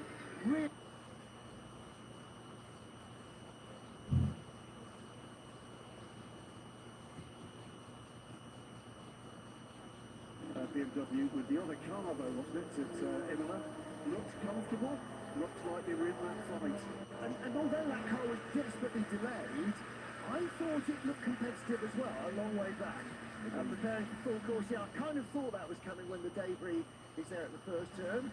And there is the Alpine garage, and the two Alpines, well, the better of them is in 7th place. We will go under full course yellow in less than 15 seconds. Full course yellow in 10, 9, 8, 7, 6, 5, 4, 3, 2, 1. Full course yellow, full course yellow. Well, full course yellow for that debris. That was contact between the Aston Martin and the, I forget who. No, it was Malikin and Malikin, Van that's right. Rompuy, wasn't it? Yeah, Van Rompuy. And so another collector's car component being collected. Also, Anthony was right, when we saw the replay of the 87 car Takeshi Kimura, that Lexus being passed either side, and actually neither Porsche took his door mirrors off, which was very thoughtful of them, I thought, given how tight the gaps were. You saw bits of the front of the car breaking off. They're going to have to pick the car to get that fixed. Change the bonnet, we hear from Bruce, for people that understood the action you tried to do a little earlier. That's the hood. That's the hood. That's the front engine cover. I don't think changing the bonnet's going to be up. It looks like the left front corner of the upper bodywork is probably more of an issue. Our Dave's looking fairly sanguine. Chatting to them yesterday in Autograph said they're just going, we know we've got the pace, we just need a win to happen. But they are miles clear. And the difference between LMGT3 and Hypercar is partly tyre allocation. They don't have to be quite so extremely tyre allocation. They're taking in 2nd place and in a 59 car, and that's huge. That's all about race leader. But as he's coming up to last source, halfway up the Camel Straight, he's the class leader. Now, there's some danger that has hit the bottom from backwards. Yes, It's a good thing. Makes its airspeed, it should be pointing forwards. The debris could be a bit of rubber debris, which whacked that thing. I tell you what, if you took that with your bare hands and tried to turn the carbon, you wouldn't be able to. the full course yellow, it's now the 99 Proton Porsche, leading a trio of 963s. That is the two factory cars, the 5 and the 6. Then two Ferraris, 51, 83, before we get to the Johnny Carter 12. Alpine on 7, then the Caddy, then the second Alpine, and the 10th 11th places for the two BMW. The 50 car member started at the back of the Hypercar grid, now makes its way back up to 12. So what looks to me, gentlemen, like a fairly cautious run for that car. Not sprinting up the field as you might originally expect them to do. Then the first of the stage, no better than 13th at the moment. The problem is, you can't sprint up the field, because if you do, you'll sprint backwards down the field in the second stint on the tyres you've destroyed. Like Dan said, tyres have the memory of an elephant. You abuse them, they're not going to fear. We've said it all year, haven't we? The biggest learning point for these teams, particularly the second-year teams, is stretching their performance envelope into that critical second stint. That's where we've seen the big improvements from Ferrari and from the Porsche teams in 2024. They're waiting for the full course yellow to be released. Everyone is just having a little look for where they're going. Number 7, Mike Conway, down in 13th place now. Yeah, not been a good run there of the racers so far. But yeah, maybe in their second stint might come their way a little bit more. Let's see how the car is on its tyres. But when the fuel goes back into the car and you stay on the same setup, that's when you really have to start digging deep into the driver. So mistakes can come as well, because before that, you can kind of, as the fuel depletes and the tyres degrade, you can sometimes stay lap time neutral or thereabouts. As soon as you go dumping in that 40 plus litres of fuel, things change dramatically to the balance and the grip of your car. And yeah, suddenly you can be in pretty deep trouble. And just looking up and down this field, starting for where some of the notable performances are. Bless you. James, clearly massively impressive performance from Soloprovia on home ground here. But behind her, James Cotting, what progress here from United Autosports with the McLaren effort.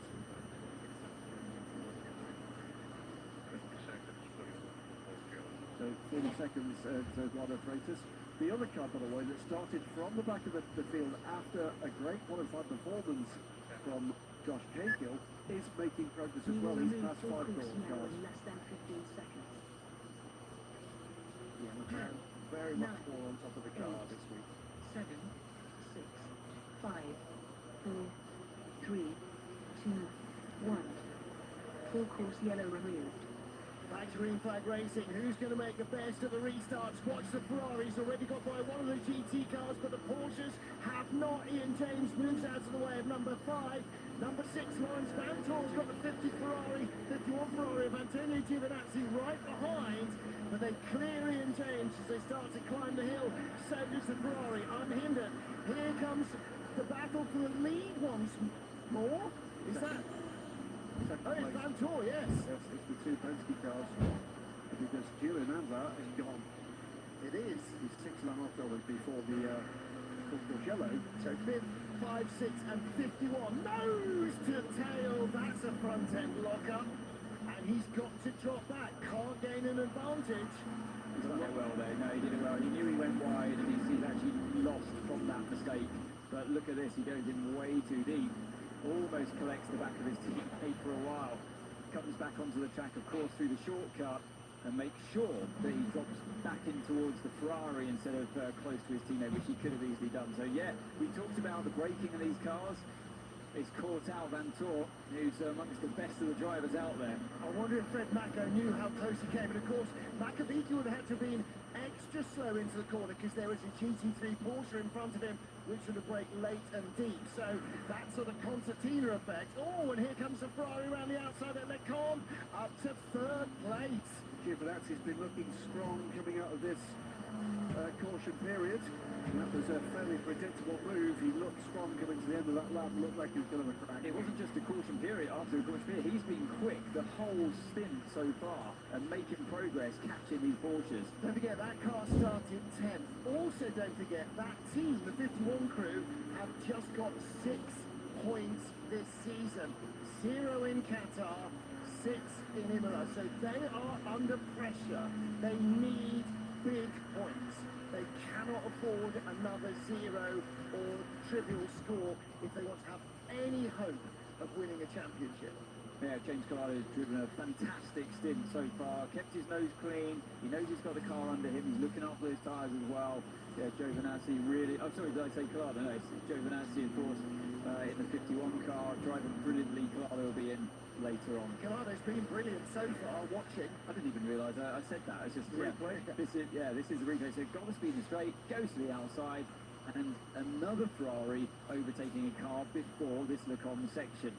What it looks like there is the Ferrari's just so much quicker in a straight line, but that all tallies back to where they restarted coming down into Eau Rouge and having the run-up. When you come up off a long run-up, up Lecombe, up the Kemmel Straight, it makes you look like you're quicker.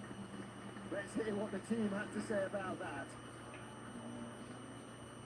Good job. Now we stick to the Porsche ahead of us. Seems to pull a gap. Careful with our tire, remember, we'll be rewarded later. Exactly what I was expecting to hear. What I was about to say before we heard from the 51 car is the next key moment here, the next key move here is what can the 83 car do about this Porsche? That's the kind of rhythm of this race at the moment. The blistering pace of the Porsche at the start of the race beginning to just fall back. What's going to happen with the Ferraris on their strategy right now? Well, the other thing is to look at the 3rd Ferrari, 23.5, 24 seconds back from last. That is making so already, progress. Is making progress at the moment. Before we went to that full course yellow, I think he was 2 places further back. So he's beginning to pass cars as well. Ian James under real pressure from Tom Van Rooyenkoy and Alex Malikin as well, going the long way around the outside. He had the run through Eau Rouge. Again, he hasn't got a more powerful engine or a faster car. He just had momentum, but Ian James has the racing line. He's dominating the high ground, making Malikin go the long way, and that's just not happened. But he did get ahead of Van Rompuy's Corvette. I tell you what, that's an excellent example of why these guys are different to the likes of me, because that move was made where he actually did pass briefly both cars at exactly the point where we had a massive accident yesterday. Well, Alex Malikin's had a couple of warnings about track limits, so hopefully that was a nice clean run through turn 4. He got by Tom Van Rompuy's Corvette. He's up to 6th place. But he's got a poor exit on the exit of turn 9. That's where he has to defend on the inside of Bruon. You've got the Toyota hustling them as well from behind, but he's going to have to wait his turn. I think that's Sebastian Buemi, yes, behind this duo of cars, but the Aston's got a bit of a breather now at this stage, and they've definitely got an advantage over the Porsche at least, the car 92 Malikin in the straight line. That's what saved him before Lecombe. Here's the sentence you don't expect to say. Buemi using the traffic to hold off the Isotta who's right behind him. Well, the Isotta is, in fairness, and it's a funny line, but the Isotta actually took 2.5 seconds out of Buemi because he was held up on the traffic. And listen, Jean-Carl Vernet is a good driver. He's got lots of experience.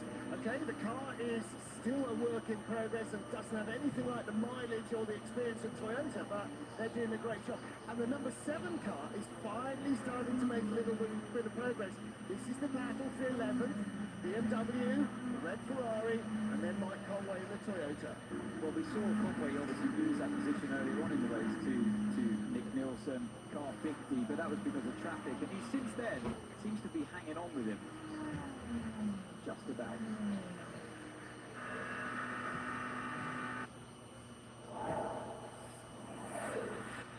Toyota Gazoo Racing Team and Mike Conway. And I don't know whether that was crossing the white line of the pit exit or another incident on the starting grid or in the starting procedure. D Stations, Aston Martin, Clement Mathieu just about keeping it legal ahead of Ryan Hardwick. As 81 is in the pit lane, and this is Tom Van Rompuy. Alex Malikin came in, Josh Cahill in as well. So United Auto Sport. But however, Corvette gets back out in front, does he? Well, he had his nose sort of in front. I'm looking out the window. He does get out in front. As the race leader comes steaming down the hill, Julian Andlauer. 10% energy for Harter Racing. Is that right? It should say 100%. Oh, no, hang on a minute. It should say 100%. Hang on, here's the stop, does it? Well, both of the Aston Martins were briefly at 10%. They are clearly very light on their energy consumption. Yeah, because there's a couple of cars down at 2%. Now, who's got least energy here? Who'll stop first? Well, it will be the 51 Ferrari, the 83 Ferrari, the number 2 Cadillac, and one of the Peugeots, the 93. The reason 94's got a lot more energy is because it will have had its batteries recharged. It might even have a top of the fuel when it came in for...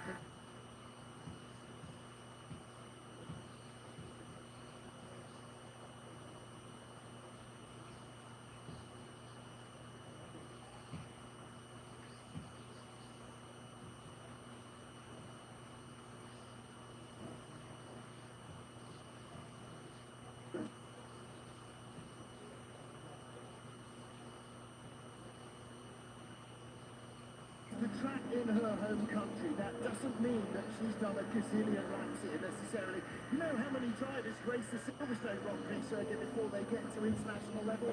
Not very many at all.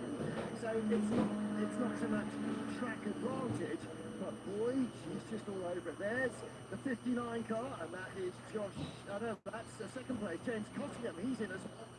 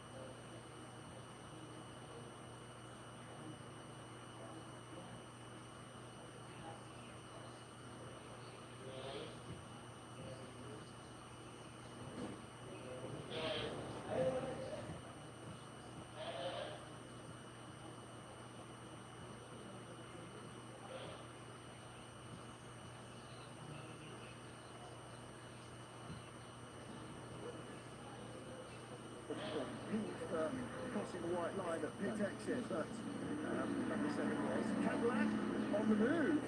Up behind the Hurst Team Joe Auction car. This is number 12 in the hands of Nicholas Nielsen. No, it's not, I beg your pardon.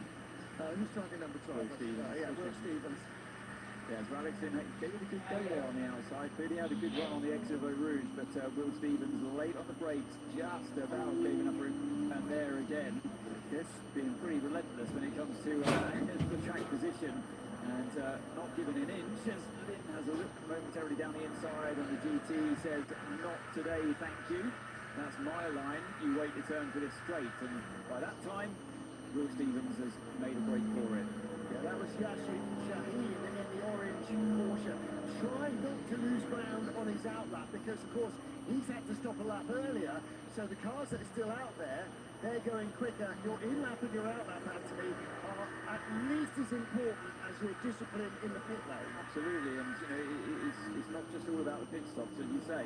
Your outlap, particularly your outlap, is important because you're on the quite often on the colder tyres if you've had a tyre change, but also a very different feel to the car when you put a whole load of fuel back into it. And but then the biggest factor in a hypercar, of course, is whether you have traffic or not. So yeah, you see the let's see him to lift off. This is Nico Lapierre lifting before Blanchemont, the king before Blanchemont, and nowhere for him to go in that moment. So Logan, by the way, has cycled back round to the lead with that pit stop from Hard Racing's Ian James.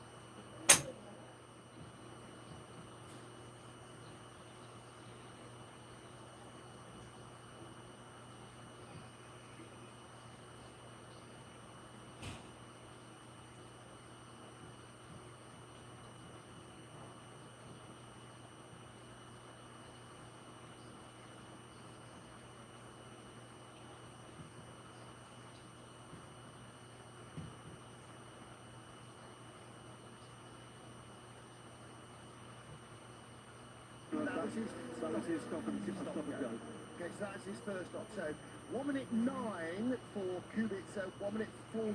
Oh, Race leader and Lauer's in. Yeah, 1 minute 14, 1 minute 15 for the others. 1:23 for Nico Muller. That suggests a 4 tyre change. It's very premature. And in as well comes Fred Macko. And look at the distance between what Amlau was able to pick, 9.2 seconds over Fred Makawiki. He's driven the stint of his life, hasn't he, Amlau there? Brilliant stuff. And so the second he stepped aboard a hypercar has looked pretty special, and he's putting down calling cards everywhere here with me. What did we criticise Ferrari for not doing in the wet weather in Imola?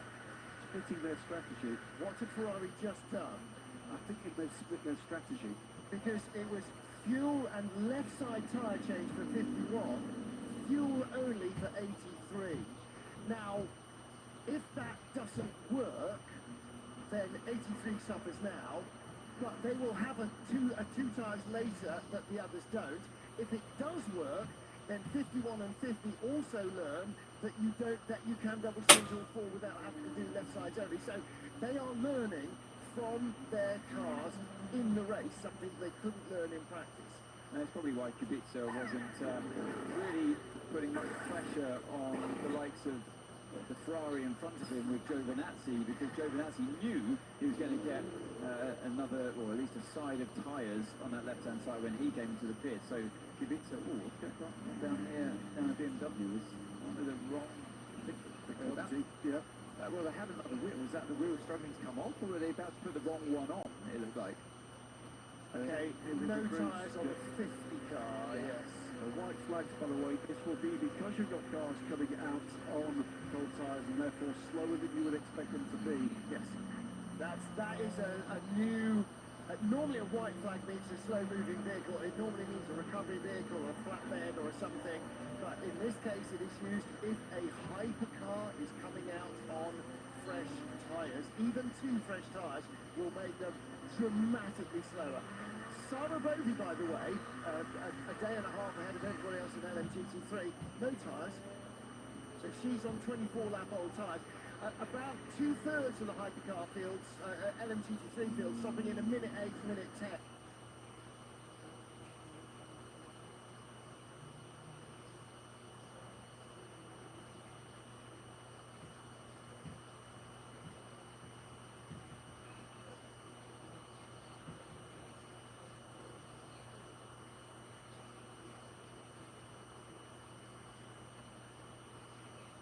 Money in the field that might come into play. We'll have to wait and see what the results were at this next 52 minutes. Well, I said, didn't I, at the beginning of the race, he wasn't really pressurising Makawiki and really keeping that distance. He was probably there just saving fuel at the same time. Wheel change.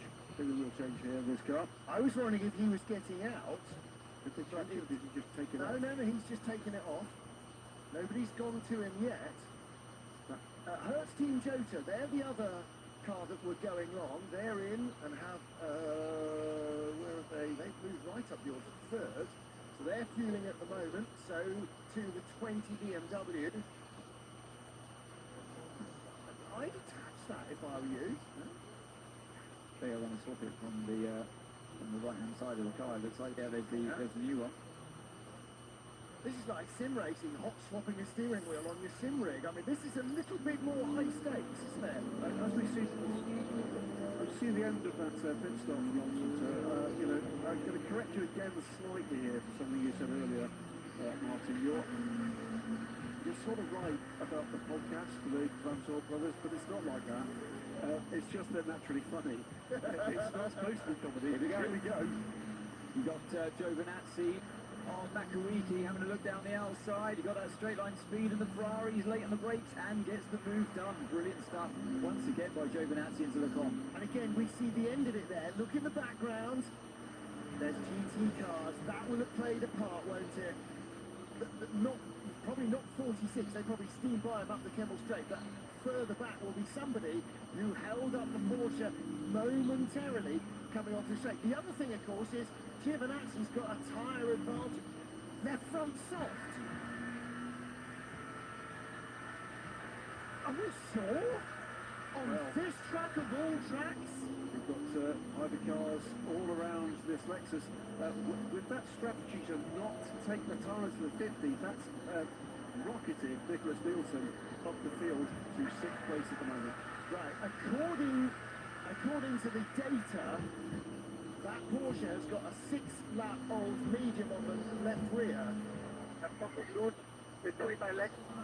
Understood. Something loose between my legs.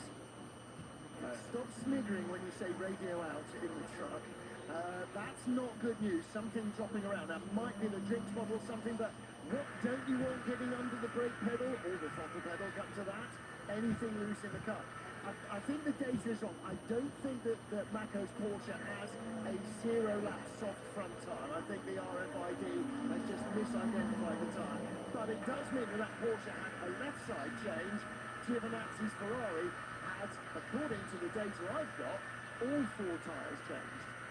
So Julian Andlau still leads the race because of the wide there from the car ahead of Alex Lynn. So still the BMW. Still a cracking battle here between Jota, BMW and the Cadillac. And the Alpine that was involved in that seems to have dropped back a little bit.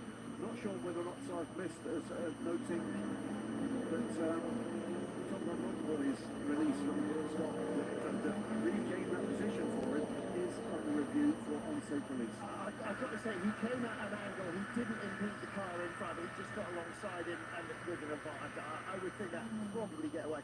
And I will correct myself, it was a left side tyre change for Giovinazzi, not a full tyre change. So Giovinazzi with those left front, left side tyre change, Julian Ambauer, what did he have? He had left side as well, and the gap stayed Yes, he consistent. did, and his tyres again are a set that would have done a run in qualifying, because they had half a dozen laps when they went on. They're going by the GT car, this long queue of cars, and we're on board with the Cadillac of Alex Lynn, and this is down in 12th place now, behind Marco Wittmann and ahead of Rene Rast. So he's in the BMW, so he's literally in BMW sandwich there, because the 46 cars behind him. So to watch the regression in that gap, Julian Ambauer at the moment, 6.5 seconds clear from Tony Gilbert, so we'll keep an eye on that one. They're both doing 2:10.1s, and everybody else is doing 2:12s and 2:11s. So the Proton Porsche that leads and the 51 Ferrari that chases are lapping between 1.5 and 2 seconds quicker than anyone else. Now, traffic may be a part of that. 99 is certainly clear on its own, and 51's got nobody in front of it either.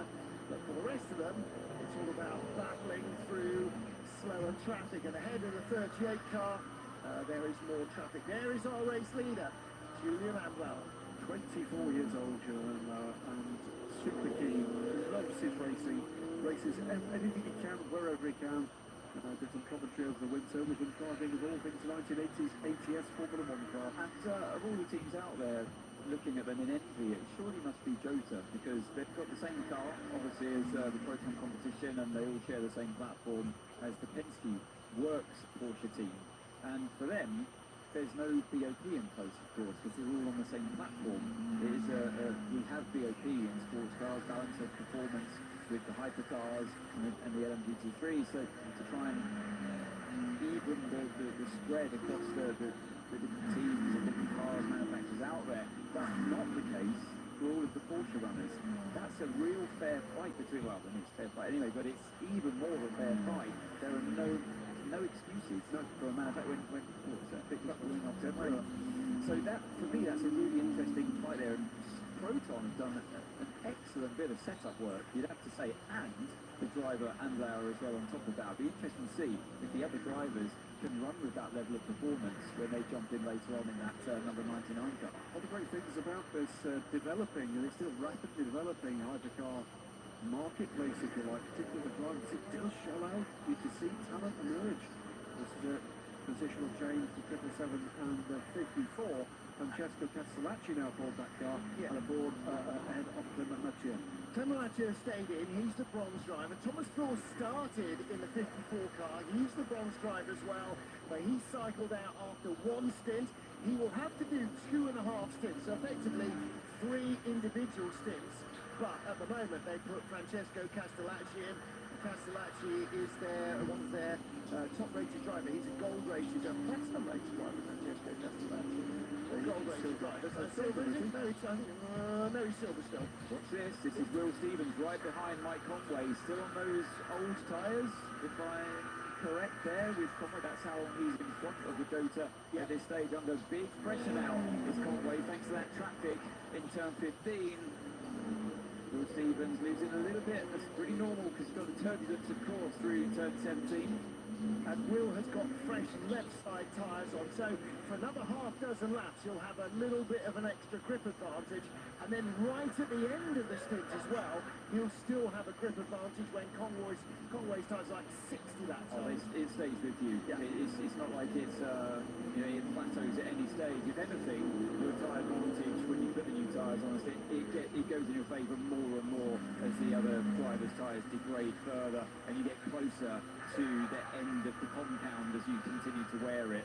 And so that's what Conway will be suffering with towards the end of this stint, but so far putting up a good fight, and the elbows are clearly out. Great battle of the Brits going on. Great passes up and down the field, but one that's got in the way is for the lead in GT3, because Sarah Bovey is almost 40 seconds clear now. Amazing stuff. And it is a local track, she's born in the age. Yeah, no, I'm not doubting. I'm just saying she may not have a million miles here. James Cottingham definitely doesn't. No. And he's in second place. And again, bronze driver, very new to all of this. First year racing at anything approaching World Championship level. Same as Darren Leung, same as Josh Cahill. But a great run for the McLaren in second place. Can you give me an update on car balance? I have everything. I have no grip. So, after the rear, I'm dragging the most. I have understeer, oversteer, everything. Copy, copy. See, if he was any kind of British TV fan, understeer, oversteer, wobbling free, I very And it does, Robert gives it one thing for nothing. It's perfectly balanced. The front end's shit, and so is the back. You know, that would be a Nicky Lauda quote. How's the car, Nicky? 7 letters required. It's not good.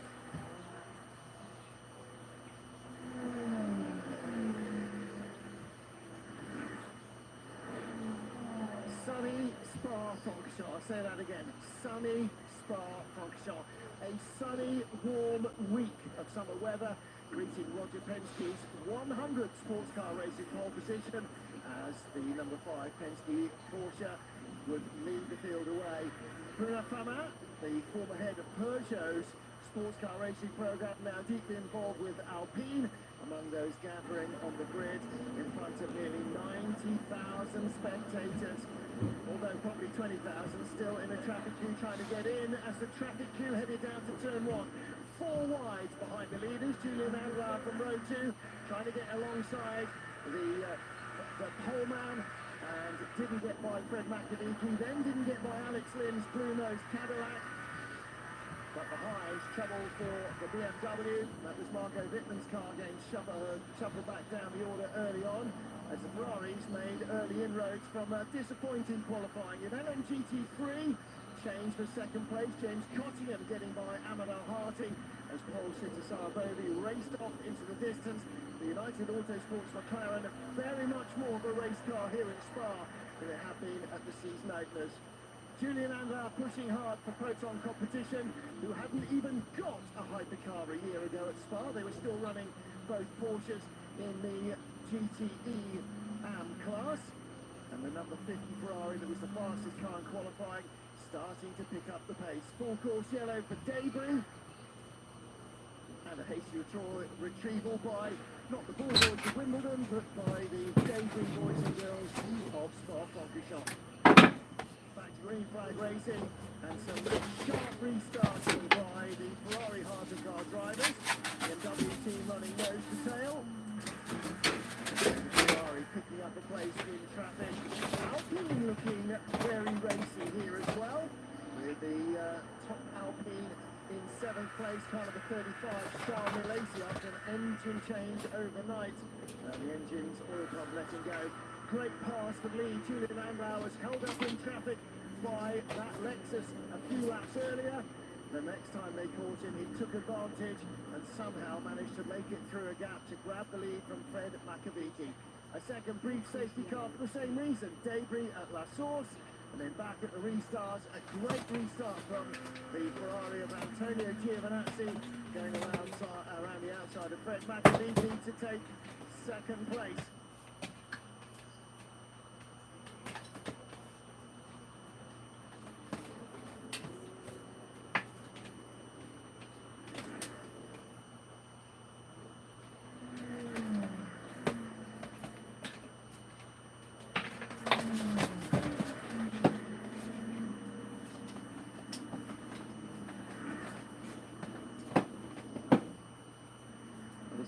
Sorry, Greg. 50. So these two have been close, haven't they, since the pit stop of Will Stevens, and momentarily looked like he found his way past Conway to the left.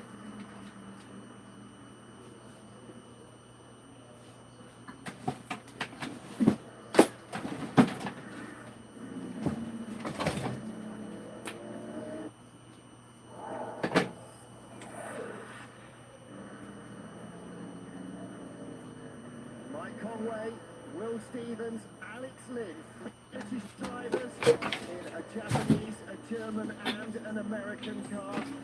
Well, if Alex Lynn's in the car, that leaves one driver in the Cadillac pits. It's Earl Bamber, and Bruce Ioane is with him. Earl, it's a super tight fight. We saw you guys going back a little bit. Are you saving tires or are you suffering with tire degradation? No, actually at the start of the race we took a photo test and everyone's going to have to take that pain at the beginning. So Alex got that task and we got them out of the way and now he's got good speed. So it's the side of pain right now. Once a bit further and the other car inside. Hopefully we can make it back through and finish the thing up front.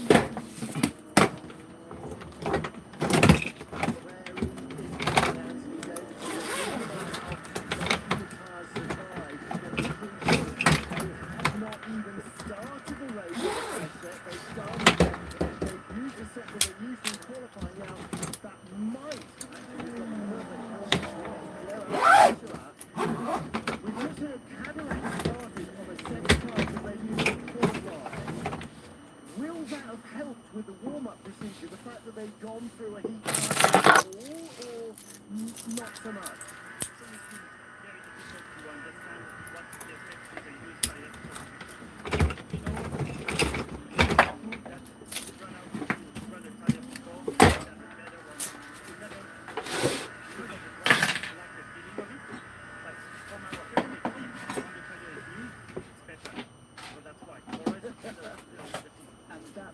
Stays with you, obviously, the whole way through the ski. So is that what Earl Bamble was just saying? We had to use said it from qualifying where they take a real lot of torture.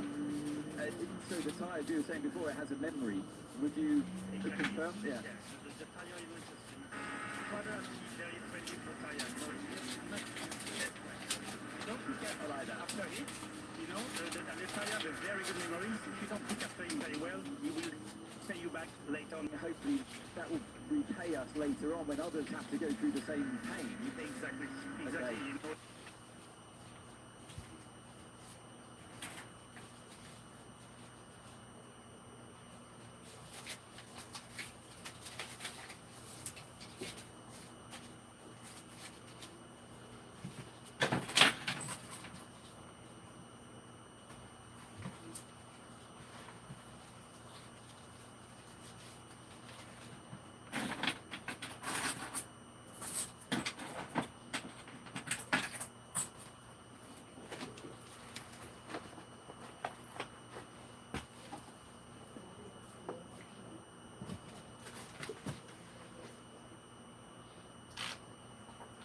BMW.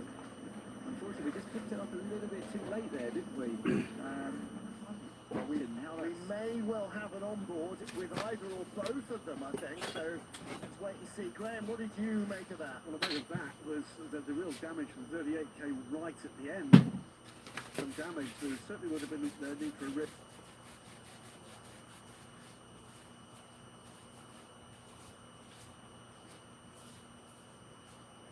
It's going now.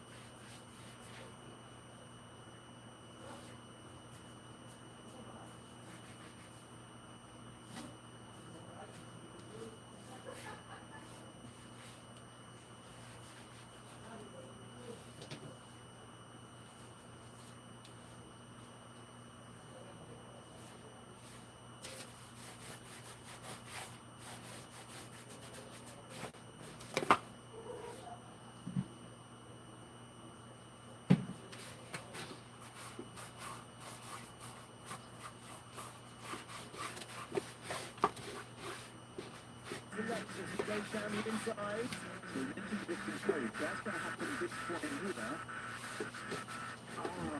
I think we got hit from behind. Who are we on board with? This thing is no. Marco Wittmann's BMW. Oh, goodness. I don't think exactly what Hanson was saying was the Richton Coast, and Wittmann wasn't expecting it. It's hit from behind. Yeah. And Wittmann somehow survives that one. And the Lexus, it all went around him. There's Valentino seeing his car off in the gravel. Ay, ay. Phil Hansen, I wasn't quite sure whether the left rear tyre, there's Phil, whether the left rear tyre was punctured or not. He obviously has not got an engine and cannot get it refired. He's walked away from the car. Whether the team have told him to leave it, I don't know. We saw worse damaged cars dragged back. In fact, we saw a worse damaged Jota car dragged back at Le Mans. But, yeah, I think is the 46 done. The 46, that's very heavy damage indeed, and you can see Valentino Rossi suiting up basically, but not in a good way. That's the hand up getting into the car suit. Heavy damage to the front end of that car. Yeah, it's just one of those really unfortunate situations where Wittmann, a little bit unsighted, has got the Jota in front of him, who does a lift and coast. That's normal practice, and that's exactly what Hansen said on the radio. That I have to do lift and coast. We're out here with, as you've seen, Jota are going longer than other teams, and the way you achieve that on the fuel is to do a lift and coast. You come off the throttle, and you literally just do that. Coast towards the braking zone. He's trying to make an overtake at the same time, trying to pass the Rossi's 46 car, who's now out of the race, and Wittmann's unsighted. The car comes at him faster than where he's predicting the braking zone should be, and I mean, if you're going to blame anyone, it has to be the car that hit Hansen up the back. Not sure which BMW it was. We didn't have a graphic on the onboard, and I think in the radio message, Phil Hansen might have said I was hit by rust. Now, he might not have known which BMW it was. It might, so they are nose to tail, the two BMWs. Well, they are now. Yeah. But whether it was rust or whatever, Hansen was as innocent a party there, I'm afraid, as Amador Harty. We'll talk about the virtual safety car processing. Just one quick moment there. Clearly gutted. Valentino Rossi realises he is not going to be racing here, but was impressed to see that is an absolute global superstar. What was his first reaction? It was to go and commiserate with every single team member within arm's length. Well, he hasn't become one of the most popular men in motorsport by being local to his team, or indeed anybody else. So everybody who's ever worked with him knows that nothing but glowing praise. But with Pierre from his side, this is going to be a race, so often is the case, that's dictated by how you use the precious materials, the tyres. You know, we do have a very limited number of tyres for each of our cars, and so it's that management. We've seen left side only changes. Are we likely to see rear only changes, do you think, or is it more likely to be one side of the car or all four? Today for the race, we see the conditions are very good. So we know that this weekend we provide the soft compound and the medium compound, and today with this temperature, only the medium compound will be on the cars all day long. So what we can see on a different strategy, most of the car manufacturers can do a double seal, a full double seal on the four tires. After, up to them to manage, because they always want to keep at least two tires hot enough on the car to be able to start very quicker on the pit lane. We're seeing this replay again, and it was definitely the number 20 BMW that had damage on the front, so that is René Rast. Apologies to Marco Wittmann. It was not him who made the contact. So, all right, well, yeah, it's going to be juggling the tyres. And again, the teams will lean heavily on Pierre's engineers, won't they, for information and any kind of help they can get with tyre pressures or managing the heat. Keep an eye here on what's going on with strategy on pit lane. There was another incident involving one of the BMWs. During that melee, there was contact with a Lexus as well as with. It was the 15 that we see on the screen here. It was less of a contact compared to the one that Rast had with Hansen. But yeah, contact nevertheless on front and rear of the car.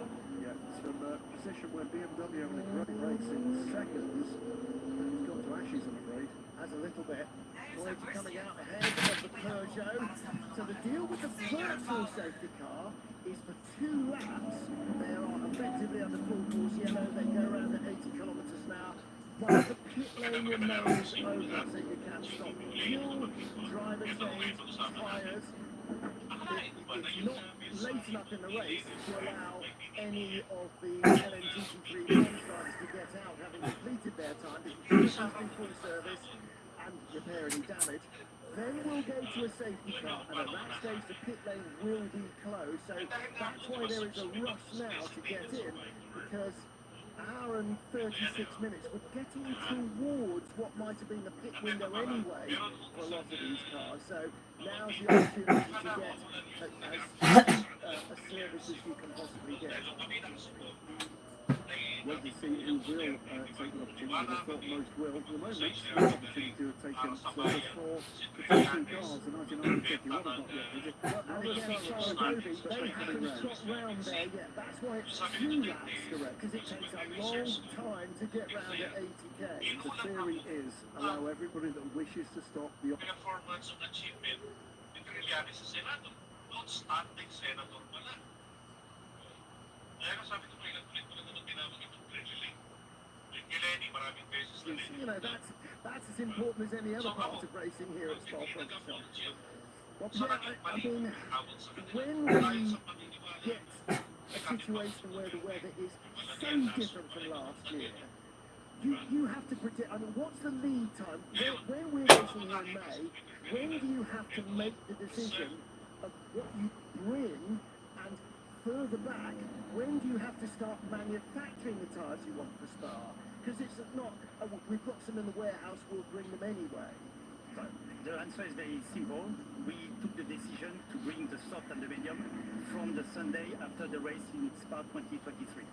So it was clear for us that last year we saw the tire choice. We give the full tire choice, and we saw that some teams, they want to get the full performance, but it was a big risk to use the hard compound at the beginning of the stint, and that's why we saw not very nice things on the seeing cars on the wall, so we don't want to see that anymore. The mission and purpose in racing is to bring safety first to the drivers, so that's why from last year already, the decision has been taken for 1 year, and the production has started already 2 or 3 months before. Last year, the track temperature 6 degrees, today 32, 33. Like drivers, never trust the weather. You have to plan in advance, and of course, the Spa weather catches you out, but hopefully the wets will go unused to Le Mans. Yes, we will keep them for a while. It looks like now that it's safe today. Don't ever say. We hope. Leaders are in and out. So Julian Andlauer and Antonio Giovinazzi have both stopped Graham. Now, 1 point to make here, and as their door, struggling to close the door, Neil Charlie there on the number 99 car. And luckily that's on the driver's side, not on the passenger side. That's because he's trying to turn left. That's not closing. We'll come back to that in a moment as we watch the dramas underway very vividly for Neil Charlie. This virtual safety car plays into the hands of anybody that chose not to take tyres at that first stop, because effectively they get a free opportunity to make that choice with limited damage to their progress. They're going to be behind the safety car. This is terrible news for the 99 car right now.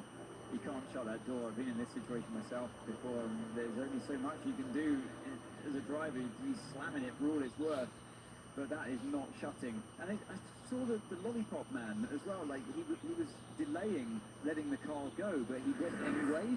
It was a bit of a fluster there at the end of the pit stop, and I wonder if he had spotted that the door was a little bit ajar. And sometimes you need the mechanic to really bang on it from the outside, but there's nothing he can do here to close it. What he's doing, looking with the trailing edge of the door, looking to see if he's fouling that door. Is it a bit of tape? Is it a bit of rubber debris?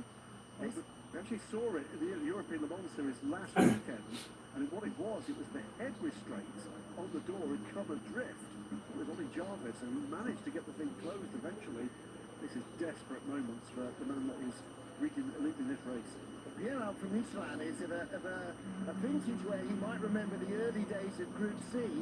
Porsche 956 doors blew off quite frequently, and the problem there was that ducted all the air through the radiator, and with no door, no cooling. Don't pull on the cable. Don't pull on the cable. Close the door. Don't pull the cable into the door. Yeah, on this one and on the red one, take the red one if you want. You can grab the red to close the door. You're absolutely right. He's trying to feel around the edge to make sure there's nothing foul there. You will often see on the grid, and particularly in our slow-mo shots, that the mechanics will push the door down and then just click. It's not a hard slam, it's pushing it into position and then a little firm click to keep it in. It's It's not working. It's not working. I think he will have to stop and have it done. I think the issue around the cable is that is the emergency release for the door, not to close the door. And if what they've done by trying that, they've got one of the BMWs on the track there briefly, that will need to come in. Knock up door. He can't come in. He has to come in. He can't come in. He has to come in. He'll get a black and orange flag. Cadillac spun behind the safe at 80 k's, and the BMW. No, it's so tired, under the DSC, they've gone through 4 tires, so 3 tires are ambient, so they're all struggling with it. And they're doing 80 k's, so they're getting no speed into it. Now, the other thing was, when we saw that last shot, there were 2 hypercars coming off track and going to pass Corvettes under virtual safety car. Thinking that's going to cut down their either. You're right, Martin, they have to come in to see the problem. I think that was closed, of course, but they'll serve a penalty for it later on in the race. They have to fix that door, and it's the best time to fix that door when the rest of the field is going slowly. You're going to get a penalty from it, but it's worth taking the penalty rather than stopping when everyone's under poor racing conditions. What are we seeing here? Okay, so this is on board with the number 20. So there's this Rene Rast. In front of us is Phil Hansen. Yeah, so watch out for the lifting coach from Hansen. So we've got a run here.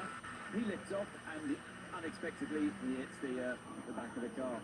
It was that concertina effect of wrong place, wrong time with the lifting coast as well.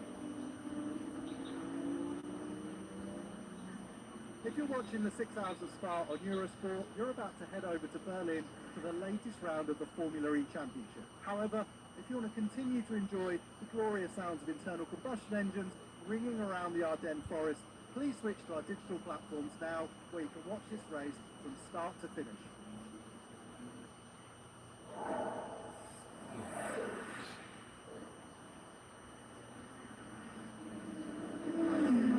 For those of you rejoining us after the Formula E race in Berlin, welcome back to Spa, welcome to the glorious sunshine, and welcome to an intense race. We have several manufacturers battling out in the top 10, and at the moment it's Ferrari versus Ford right at the front. This is an incredible race, an incredible spectacle, and you can enjoy every lap to the checkered flag here on Eurosport.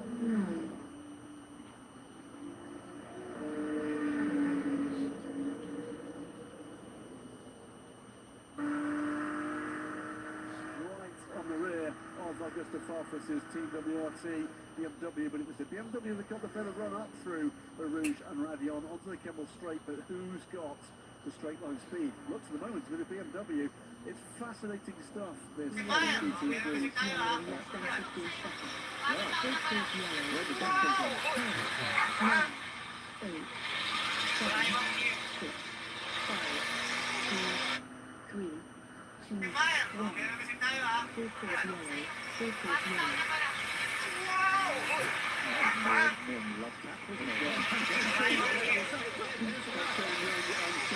Well, we did hear it coming. We were quite surprised by it. But, well, I don't think the message quite got there in time for Joel Stern. There'll be some consequence to that, I'm afraid. We've not been told why. I can only presume there might well be some debris somewhere. We've not seen any incident, and I'm not aware of any car who stops out on circuit. So my guess would be there's a bit of housekeeping in terms of debris where race control do not want to see it. There's been a 5-second penalty added to car 83. Now that is the 7th place airport of Ferrari. We were hearing at turn 8, we got marshals on track. Probably some debris still left over from that from the shunt that we saw earlier on. Might be a bit more after the shunt we just saw coming into full course yellow, but that was, what, 3 impacts on the rear of the BMW. So there's no real damage. We are back to green flag running, and again there's an impact on the rear of the BMW. He was quick off the mark, wasn't he, in the 92 Porsche, and there was nowhere to go though. Looked to the inside, and Farfus had it covered. Looks again through turn 13.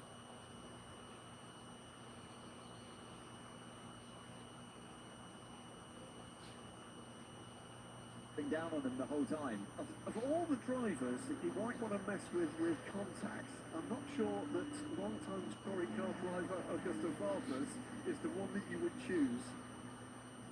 Through goes the Ferrari, untroubled by that. We are back into green flag racing, of course, as you can see. Yeah, I'm sure Farfus is more than used to it, as you say, Graham. Yeah. So you're going to have to do more to unnerve him than that. Again, to him over the curbs there. For the number 92 car. I was thinking, is this the place where they had contact? No, that was at the top there, wasn't it, in the con? Great stuff between these two. Engaging stuff up and down the field, and it's close battles all the way up and down the field. Neil Jarney has fallen off a cliff in terms of no, it was a full course yellow. It just depends where you hit it on the lap. If you're in a slow speed corner and you're already going slow and you press the full course yellow button, you don't lose anything because you're already going slow. If you're flat out down the main straight or the Kemmel straight and you're going close to 300 kilometres an hour and then you have to slam the anchors on and lose all that potential time you would have been gaining, you lose tens of seconds worth. Thank you, beautifully explained.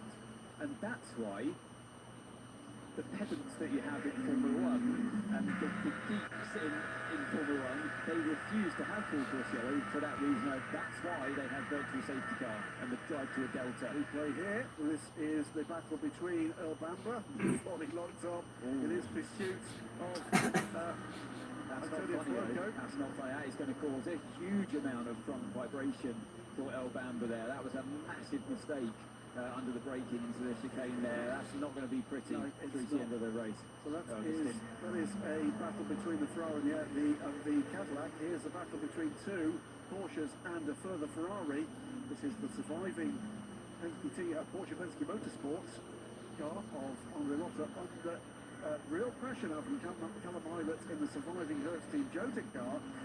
AFA with this battle. But going back to my point earlier on about the full course yellow versus the virtual safety car that they have in Formula 1, you can see why they do it, because we've just lost 10 seconds, Gianni, to the race leader because of his positioning on track.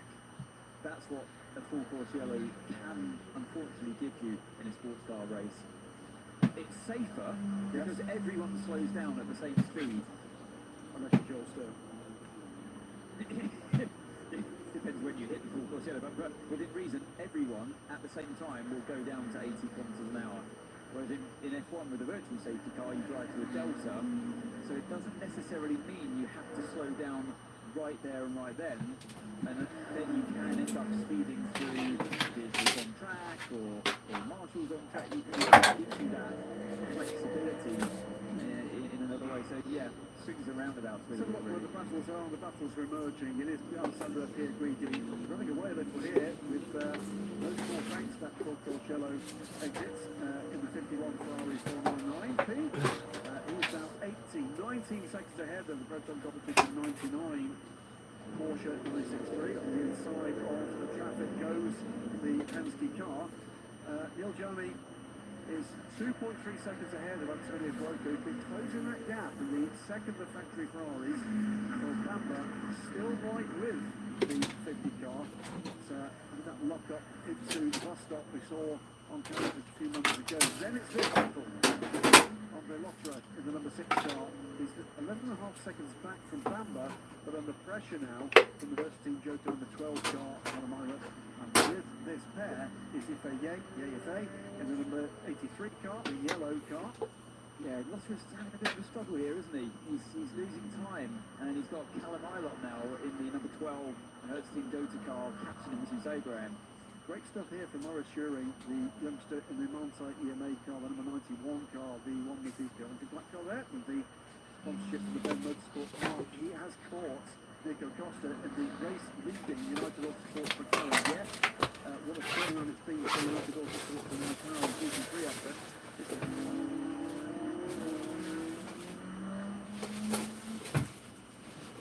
So an endurance pit stop, you'll see them all day long. Let's take a look at this stop for the number 82 TF Sport Corvette to make its way into the pit lane, and no one is allowed across that white line down by the pit lane until the car is stopped and the engine is off. Fuel is always the first first thing you do. Get an endurance pit stop, and you can see the earth, which is connected to this right rear track. That's to prevent any spark from causing the car to go up in flames, to tear off the engine at the front. That's really just allowed to do anything but change the tyres. There are a couple of those mechanics, they wear those green armbands that tell the scrutineers that they are mechanics that are not involved in changing the tyres and are only involved in other service. It doesn't look like we're going to have a tyre stop this time around, but tyres are always in the garage, ready, just in case they spot a puncture at the last minute for this car. Lollipop means the car will get back out onto the racetrack. Lollipop flip means fire your engine up, and it's back out onto the road for the 82 Corvette. Very quick stuff in here from the guys in the pit lane, but there are plenty of rules and regs that they're just quietly dancing around to make sure that they get everything right. Switch just curb on the left-hand side. It seems to just pick up the left-hand front and unloads it momentarily. And so, yeah, Andre Lotterer Change of lead in the LMGT3 class. That is the McLaren having to give best at this point to the Porsche. So two orange and black cars of very different mechanical makeup here. Side by side is running at other battle of LMGT3. This all lighting up now here. it's going to be close, isn't it? It's running into it's a drag race to a Rouge. Who backs out first? We've seen the Lexus go off the track before, stays on the circuit this time. Nicely played by both drivers there. Thomas Schmidt, but this will be his first race in this car, and that shows massive confidence in the car he's got underneath him. He has, though, had a warning flag for track limits. Meantime, that's left the door open and has allowed the Bastard to just glide by on the straight, but Southern Man outbreaks the Aston Martin into the con.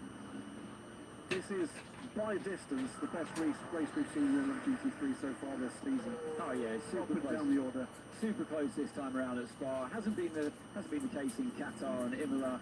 I think thanks to the rain mostly that we had in Imola. But yeah, this has been a real a corker of a race today, and I can't decide which way it's going to go, particularly at the front. But yeah, Simon Man, he's gone from hunter to the hunted there, hasn't he, with that moment in Eau Rouge.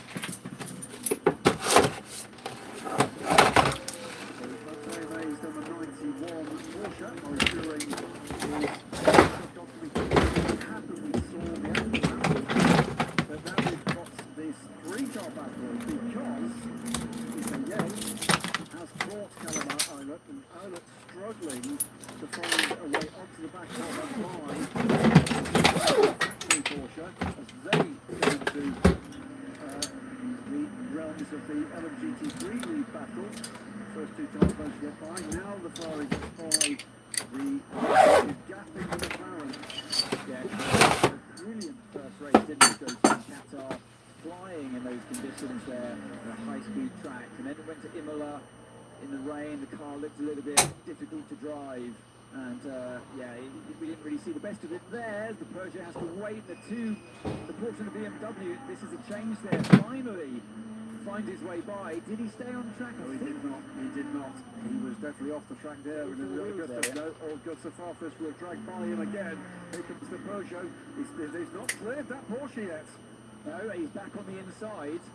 And did he? If he did go off the circuit, did he technically give the place back? Well, it's back now anyway, because Farfus is done. He's hanging on around the outside. He's going to be back for turn 7. This is cracking stuff between these two. Farfus has got no final answer to that. Wow, great stuff. Flashing the lights. What he's saying there is congratulations. No, he's not. I think he might be saying that wasn't really letting me back fast. If you did indeed go off the track in turn 4. I'm pretty certain I saw the white line to the wrong side of that car. We'll have to have a replay of that one, I'm thinking.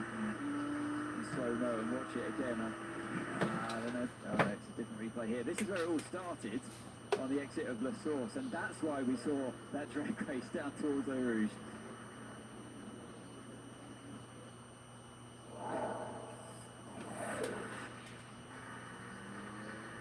It's a new era in hypercar, and it's an era where privateers can come with identical cars and match themselves against the factories. Here's two more of them. Bert, Steve Jota and the AF Corsa Ferrari. And what this bike, so well, Lotta are bulking up Callum Ilott and Yuya Fay. It's allowing the car number 8 of Ryo Hirakawa to close in as well. He is closing in, isn't he? Under 2 seconds.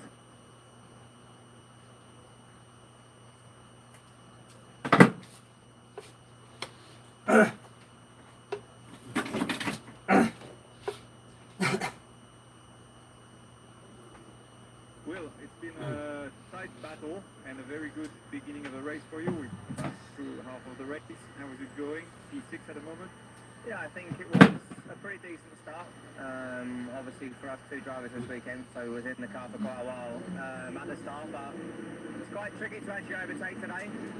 So you really have to take advantage of traffic when we come up to the GT cars to try and use that to gain advantage. But we don't quite have the pace to come through to the front, so we need to just be smart, stay out of trouble and try and work a strategy to get further up.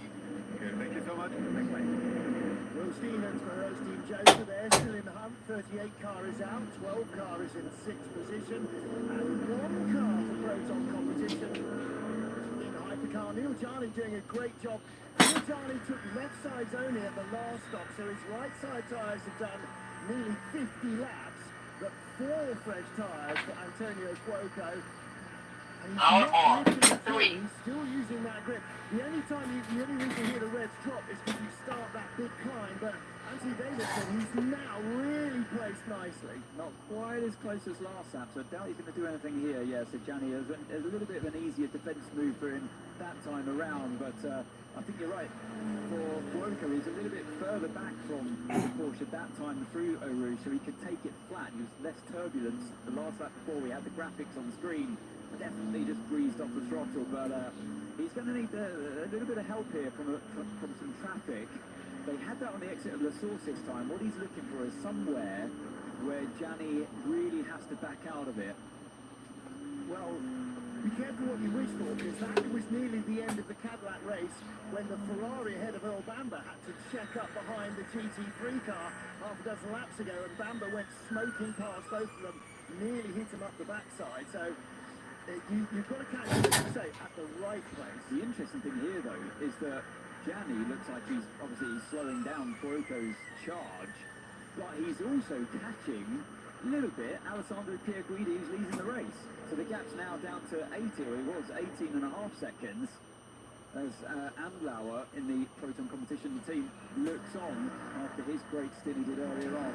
Now here's the GT traffic we were talking about. Really trouble for Antonio Cuoco. He nearly got knocked off there behind the Harter racing car. The Porsche's out very wide indeed. The Ferrari's still trying to find a way through. They go around the 78 car, which has just been handed the penalty, by the way, for passing outside track limits, and that was hard stuff, not just for the hypercar drivers, for everybody. We talked about this when Christensen Vescher had his accident. When you're going there through Blanchimont, you are hanging on grimly. Good. That was close. As Gianni changed his line to go from the inside, Cuoco's nose was right there. Dito ka sa third load. Into the racing line as well, which they're expected to do. And Cuoco almost clashed into that one. I don't know how he avoided that. I mean, that could have been a huge win. He's finally through, and maybe, for now, that's the safest thing. And again, actually, maybe that Silver Vista Ferrari was in the way going down into Eau Rouge as we were watching the replays, and that just slightly held up the 99 Proton car, but I think you're right.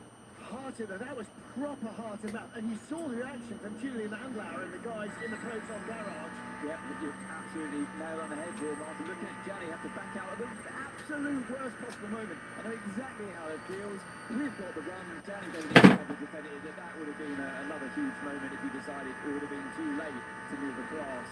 And he did the right thing there. So live to fight another day. And yeah, Cuoco's the one with all 4 tyres that are fresher than his at the moment. Let him go. Come back at him later on in the race. Grid progress.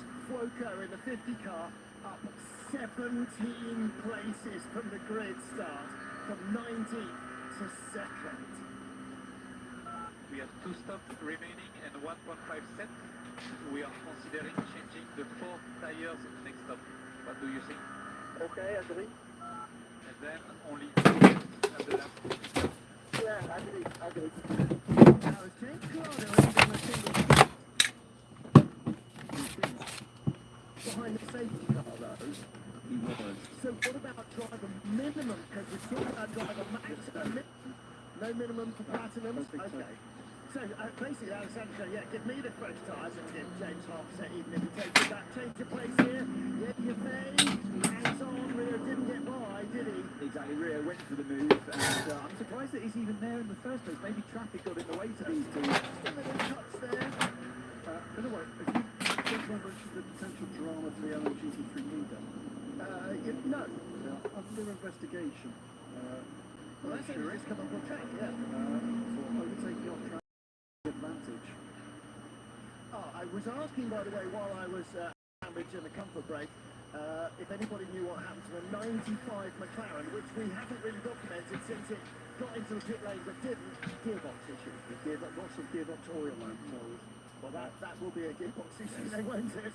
Fairly serious. So they, and also one of the TF Sport Corvettes of their trannies. So Ferrari, Proton Competition Porsche, Cadillac, Porsche, Ferrari. That's your top 7. The best of the rest is the number 8 Toyota in 8th place, and that's now making 2 Toyotas in the top 10. The car number 7 has come up into 10th place, and between them is Mick Schumacher in the Alpine. That car now in 9th. Please mention that because I meant to mention, but distracted by yet more action, that for quite some considerable time we've had both the Alpines in the top 10, and that move up the order from the number 7 Toyota means that the final got on the Alpines drop out of the top 10, but the other car in the hands of Mick Schumacher, to their position something reversed, is up to 9th. And that car has not scored a point yet this season, the 36 car. The number 35 car scored in Qatar, but didn't score in Imola. So, I mean, they were kiboshed like Peugeot on the first lap, I'm afraid. Progress for Alpine definitely here, despite the fact that the all-point failure at the very end of qualifying. They've looked a more convincing package here. They're getting more reliability, and they're finding a bit more pace. Again, it's not what you've got, it's how you use it. It's learning the car, learning how to run it, learning how to make the tyres work. Back at the head of the GT3 field, Morris Schuring from Anti-EMA. This is for second. United versus Iron Dames. This has been ebbed and flowed. Remember the McLaren going by the Iron Dames Lamborghini a little while ago, pulled away. Morris Schuring then getting involved in it. But we don't know what's going to happen with this potential investigation. Could this eventually end up being the battle for lead? Well, do you remember, obviously, I think 3 weeks ago, we saw one of the Lexus passing on the inside and gaining advantage and didn't give it back and was finally repassed by Ian James almost a lap later.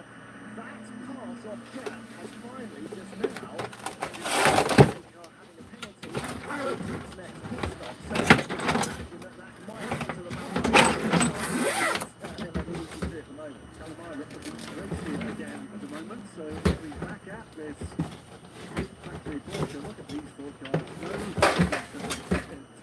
detail almost. This is the battle.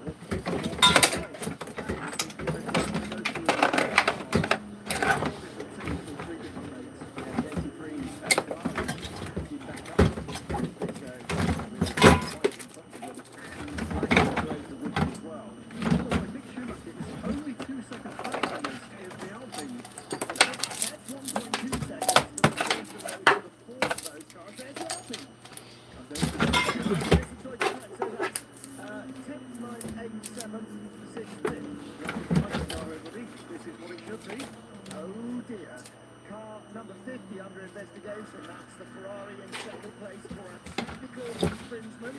That might have been wrong number of people stop or not having sufficient, I don't know, guys doing anything else. I would say maybe we have seen a lot of those. Sensor.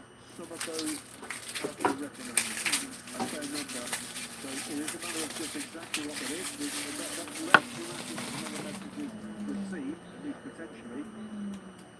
Closing in on the final 2 hours of this race, and this is a cracker. Worth pointing out, by the way, saying that number 7 Toyota is in 10th place. That's despite a drive-through. So that's a really impressive drive from that number 7 crew. All right, they might be rewarded with 1 point, but they had a drive-through and they're still fought their way back into the top 10. So they may be rewarded with a little bit more than that. Zach Roberton is a 77, the turquoise Mustang. It's all about track limits. And that car, well, it's dropped down, in fact, Ben Barker now, dropped down out of contention. That's down to 13th place. That was running really strongly in the top 4 with all the safety cars. I'm not quite sure why their race came unstuck. Yeah, here is car number 7 with Nick de Vries. I think bringing in some really strong laps here as the team watches on, and he's really starting to put pressure on Mick Schumacher, and they're all just closing in, aren't they, on this trainer cars in front that's headed, at the moment at least, by Andre Lotterer. 2 minute 10.8 the last lap around for Lotterer. Yeah, and the leader 2 minute 10.4. So it's not like he's that slow. So that's the level of competition here. I'm telling you, still for lovers of close racing is they're catching traffic. So anything could happen here. One of these cars that we saw very vividly indeed, didn't we, in that battle for second place, catch that traffic in the wrong place, and all sorts of shenanigans could be in play. Here's the first of those current cars. Oh, and Lotterer just sneaks through in front of Ilott, and Ilott will be thinking, no, if only I was a little bit closer. And now look at the difference. And that's the problem. You catch the car just in the wrong place, and all that hard work you've done is undone in an instant. But you're just hoping that at some point it comes back in your favour as Yefei slips through on the inside of 15. And now we're with de Vries, who's had a good run there actually, and he's going to be putting Mick Schumacher under a lot of pressure before Blanchimont. It's an Alpine sandwich between the 2 Toyotas. De Vries right on the back of Schumacher now. He's going to look to the inside as he comes to the braking zone. Last minute, he thinks about it, but Schumacher knew it was coming as well. Great stuff between these two. Bizarrely, de Vries with fresher right side tyres than left. We've seen a couple of right side only changes. Maybe it's because they've done a couple of left side changes and not changed the rights, and the rights were just absolutely rooted, and so they've had to, instead of a full set, just on a right side only change. But Schumacher, just keeping his nose in front. There's a GT car in there in amongst their roofs somewhere. I don't know whereabouts it is, but gather of hypercars just come through. There it is. Well, luckily they're going to catch it on the way up the straight. They'll probably breeze by as they get to the braking area. That was what I was looking for, and I think he's going to make it through, and he has. It's going to move. Arnold takes the line through, and he's going to retake that place. He won't be allowed to get that place, surely. Have to give it back, and clearly give it back. Schumacher, by the way, put the Porsche between himself and the Toyota, getting up to the braking area at Lecom. And look what a gap it's opened up. He's now right behind the number 8 car. He's got nobody behind him for a lap. If he can get into position, he might dive off both of these guys. Yeah, so Hirakawa is the one behind the 83 car of Yefei. So that was Yefei. It was a great move until he didn't need to brake as late as he did. So that's why he went off the track. Let's get the position back to Ireland. And now he's under attack from behind as well. Dramatic action all the way to the field.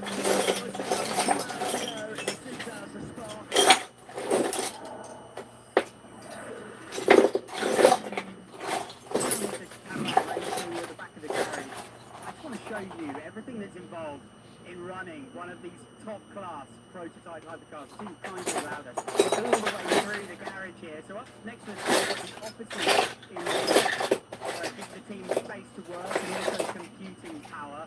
These easy ups at the back of the garage tend to have spare parts and various different ancillaries in them. They'll bring 2 or 3 front ends per car, 2 or 3 rear ends per car, not just to replace them if they break. Sometimes it's to try to test different rear wing levels. The quickest way to do it is to change that part over rather than change the wing level. Tyre tent, obviously full of mostly medium compound tyres for what is a very hot weekend this weekend. Soft compound tyres looking very unloved in the corner of the tyre tent. Here they'll be weighing, measuring, and of course pressuring those tyres.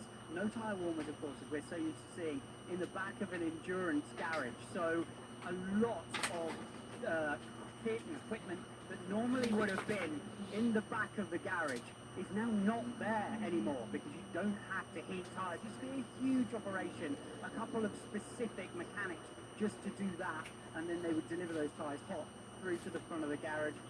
Computing power in the back of the garage is taking a view at everything that's going on here. Some engineering power here, but also when you run around the corner, more of a dirty area of the garage, really. Gearboxes, sub-assemblies, everything getting prepared if required to on the car. They're not going to be using this stuff on the car. Notice you've got bits and pieces prepared into a full assembly that they can then bolt on the car in this area. The garage, Alex Lynn's helmet, where does it go? And there's Alex Lynn. Hello, mate. Also looking very much ready to go here in the back of the Cadillac garage. Then you're moving it into the dressed area. Immediate response bodywork sits out of the front of the garage here, and then all of these boardings with the monitors in them to allow the team to watch on everything that's going on out on the racetrack. These relaxation areas almost as important as business areas, but there's so many of these things because you've got to keep you guys fresh as you're moving through a race like this. Engineers checking in on the live telemetry, then looking at everything that's going on track. The manufacturer of these hypercars will supply personnel to generally look after the engine and hybrid systems, whereas the teams will tend to look after things like the brakes, the suspension setup, the chassis setup, the aerodynamic specifications. So that's a division of labour between the operational team and the manufacturer of these hypercars. And then, of course, the business end of the pit lane out to the pit box. You've got the various markings of the pit box to allow the team to allow the drivers to know where to park the car to best effect. And then, of course, the fuel rig, which has a mandated height on the way that the fuel is to be stored. The fuel rig and all of the associated flow rate management tools on there. A very, very complex piece of kit. The two guns that allow the team to change the tyres, the mandated two guns, the maximum two guns, which are pneumatically powered from inside the rig. And there you have it. The Works Cadillac pit box. A complex piece of kit. The army marching on its stomach and the army out on the pit wall there. Kumagat yan! Bumbay mo lang. Sige mo. Kumagat yan. Wala na ko yun eh. Pakita ko sa'yo ako kumagat yan. Continuing to rise the whole way through this race today, and it's now at 36.5 degrees Celsius, so it's a lot hotter at least the track surface. The ambient doesn't really change that much, and maybe that is playing havoc with the car balance out there. Don't forget they started second, and we know that they dropped to the tail of the top 10 because they started on tyres that have been seriously abused in qualifying, knowing they were going to lose places. Now they're making those places back because they're showing the progress of the car. Plus, they have both the tyres installed. Battle still with LMGT's big shot of the battle of the four D stations, Owen Bastar and the 31 TWRT BMW Sean Gillel have had an explanation. As we've got the number 6 car on pit lane, explanation of why that had that long stop for part of racing. The driver changed from number 6. It was a stuck left rear wheel. Once the 10-second penalty, that car was put on, but no further issues to that car. And indeed, coming back to the third place of the match. We are cycling through LMGT3 pit stops, so that may not be. I mean, we just saw the Maritime Pure Racing car drop from second on the road down to 11th, and there is a change. Pabili ka lang. Hindi lang mahuli siguro yan. Kaya ito huli oh. Ha? Sige boss. Because Mick Schumacher has pitted. Oh, and that's why. No, they're way behind at this point. What happened later on that lap? Yeah, this is just they running wide on the exit of 9, no harm done there, but tyres covered in gravel. But somewhere later on in that lap, I think he's found his way past Callum Ilott. 4-tyre change for the 36 Alpine. Schumacher stays in. And that Mathieu Vaxivière has taken over, sorry. and that relieved Nick de Vries from staring at the back of the Alpine. He's now right behind his teammate, the sister car of Rio Hirakawa. 27, Harter Racing, Aston Martin, Daniel Mancinelli ahead of Simon Mann in the Vista AF Corsa Ferrari. Simon, good run here.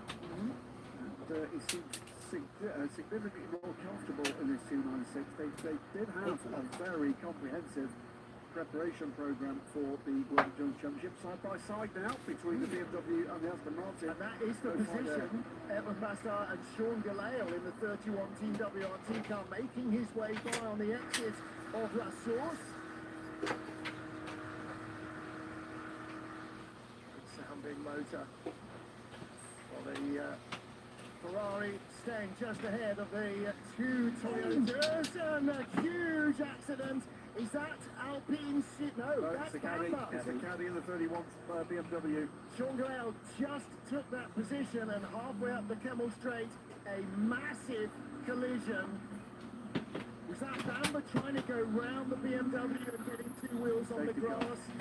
Safety car is out. Instant safety car, and that, I'm afraid, is the end of the race. Alex Lynn suited up. That might even have been an in-lap. He's got gloves on and everything. He was ready to get in, and now he's not getting ready to get in. End of the race for the Cadillac. End of the race as well for the LMGT3 points leaders. WRT's home race. It looks like neither of their GT cars are going to make it to the flag. Oh, trying to go around the Porsche, and a dramatic moment there as Bamber's car gets air underneath it and nearly flies. Yeah, he was a bit too hasty in pulling out. He's overtaken the BMW and then tried to go through the gap in between the two cars. We're going to see it here on board.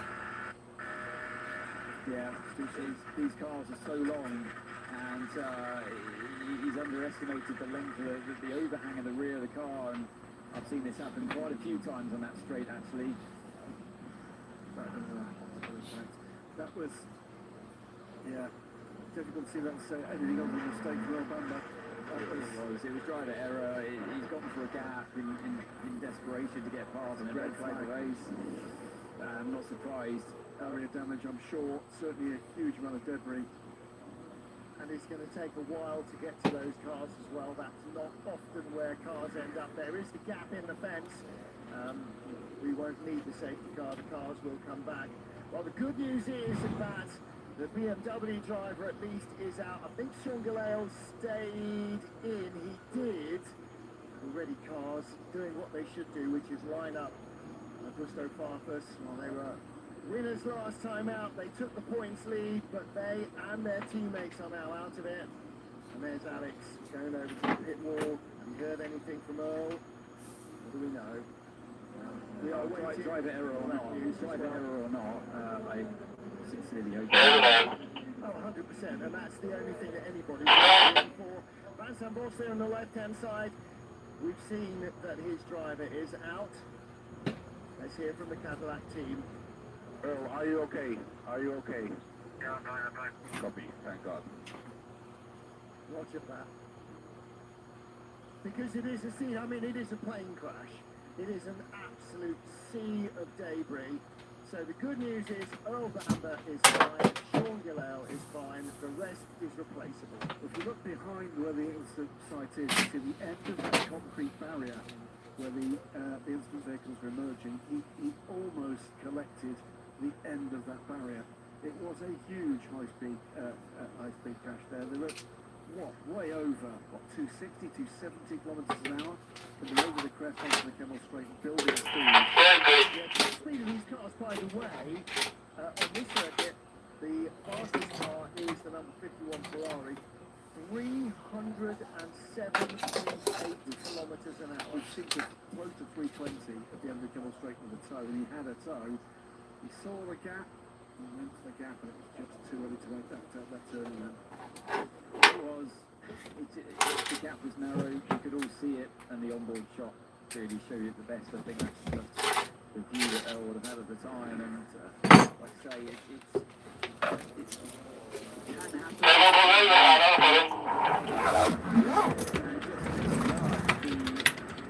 Speed difference between the hypercar and the GT car on that stage. There's nowhere that Galeo could have gone. Yeah, you know, Johnny can't play Johnny either. He's moving it out. He did. For a moment of wonder, he hit Johnny as well in the back. That's why he had to make the swerve. Look, he hit Johnny as well. Yeah, he did it. Yeah, of course. I mean, it just, and that's why he was trying to get it, because he didn't want to lift. So this is looking back from Johnny's car. Yeah, he veers a bit to the right, but it's not the reason for the change.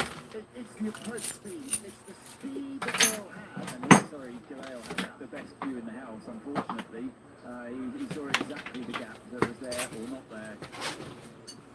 Well, WC as well, down at WRC. Nobody does these things deliberately, and certainly not at the speed that you're carrying up the Kemmel Straight. No, it's too much of a dangerous game to play, that one. So it's just a miscalculation, and it's not easy. Most of these drivers make it look easy. They're brilliant drivers, and once in a while they get it wrong. It is when it goes wrong that it looks most difficult, isn't it? It's then when you see, we hear all the time, oh, these cars are slower than what we had last year, 3 years ago, 10 years ago. They're very quick, and the margins are absolutely tiny. Oh, look, this kind of stuff happens on motorways. Yes, when there are laws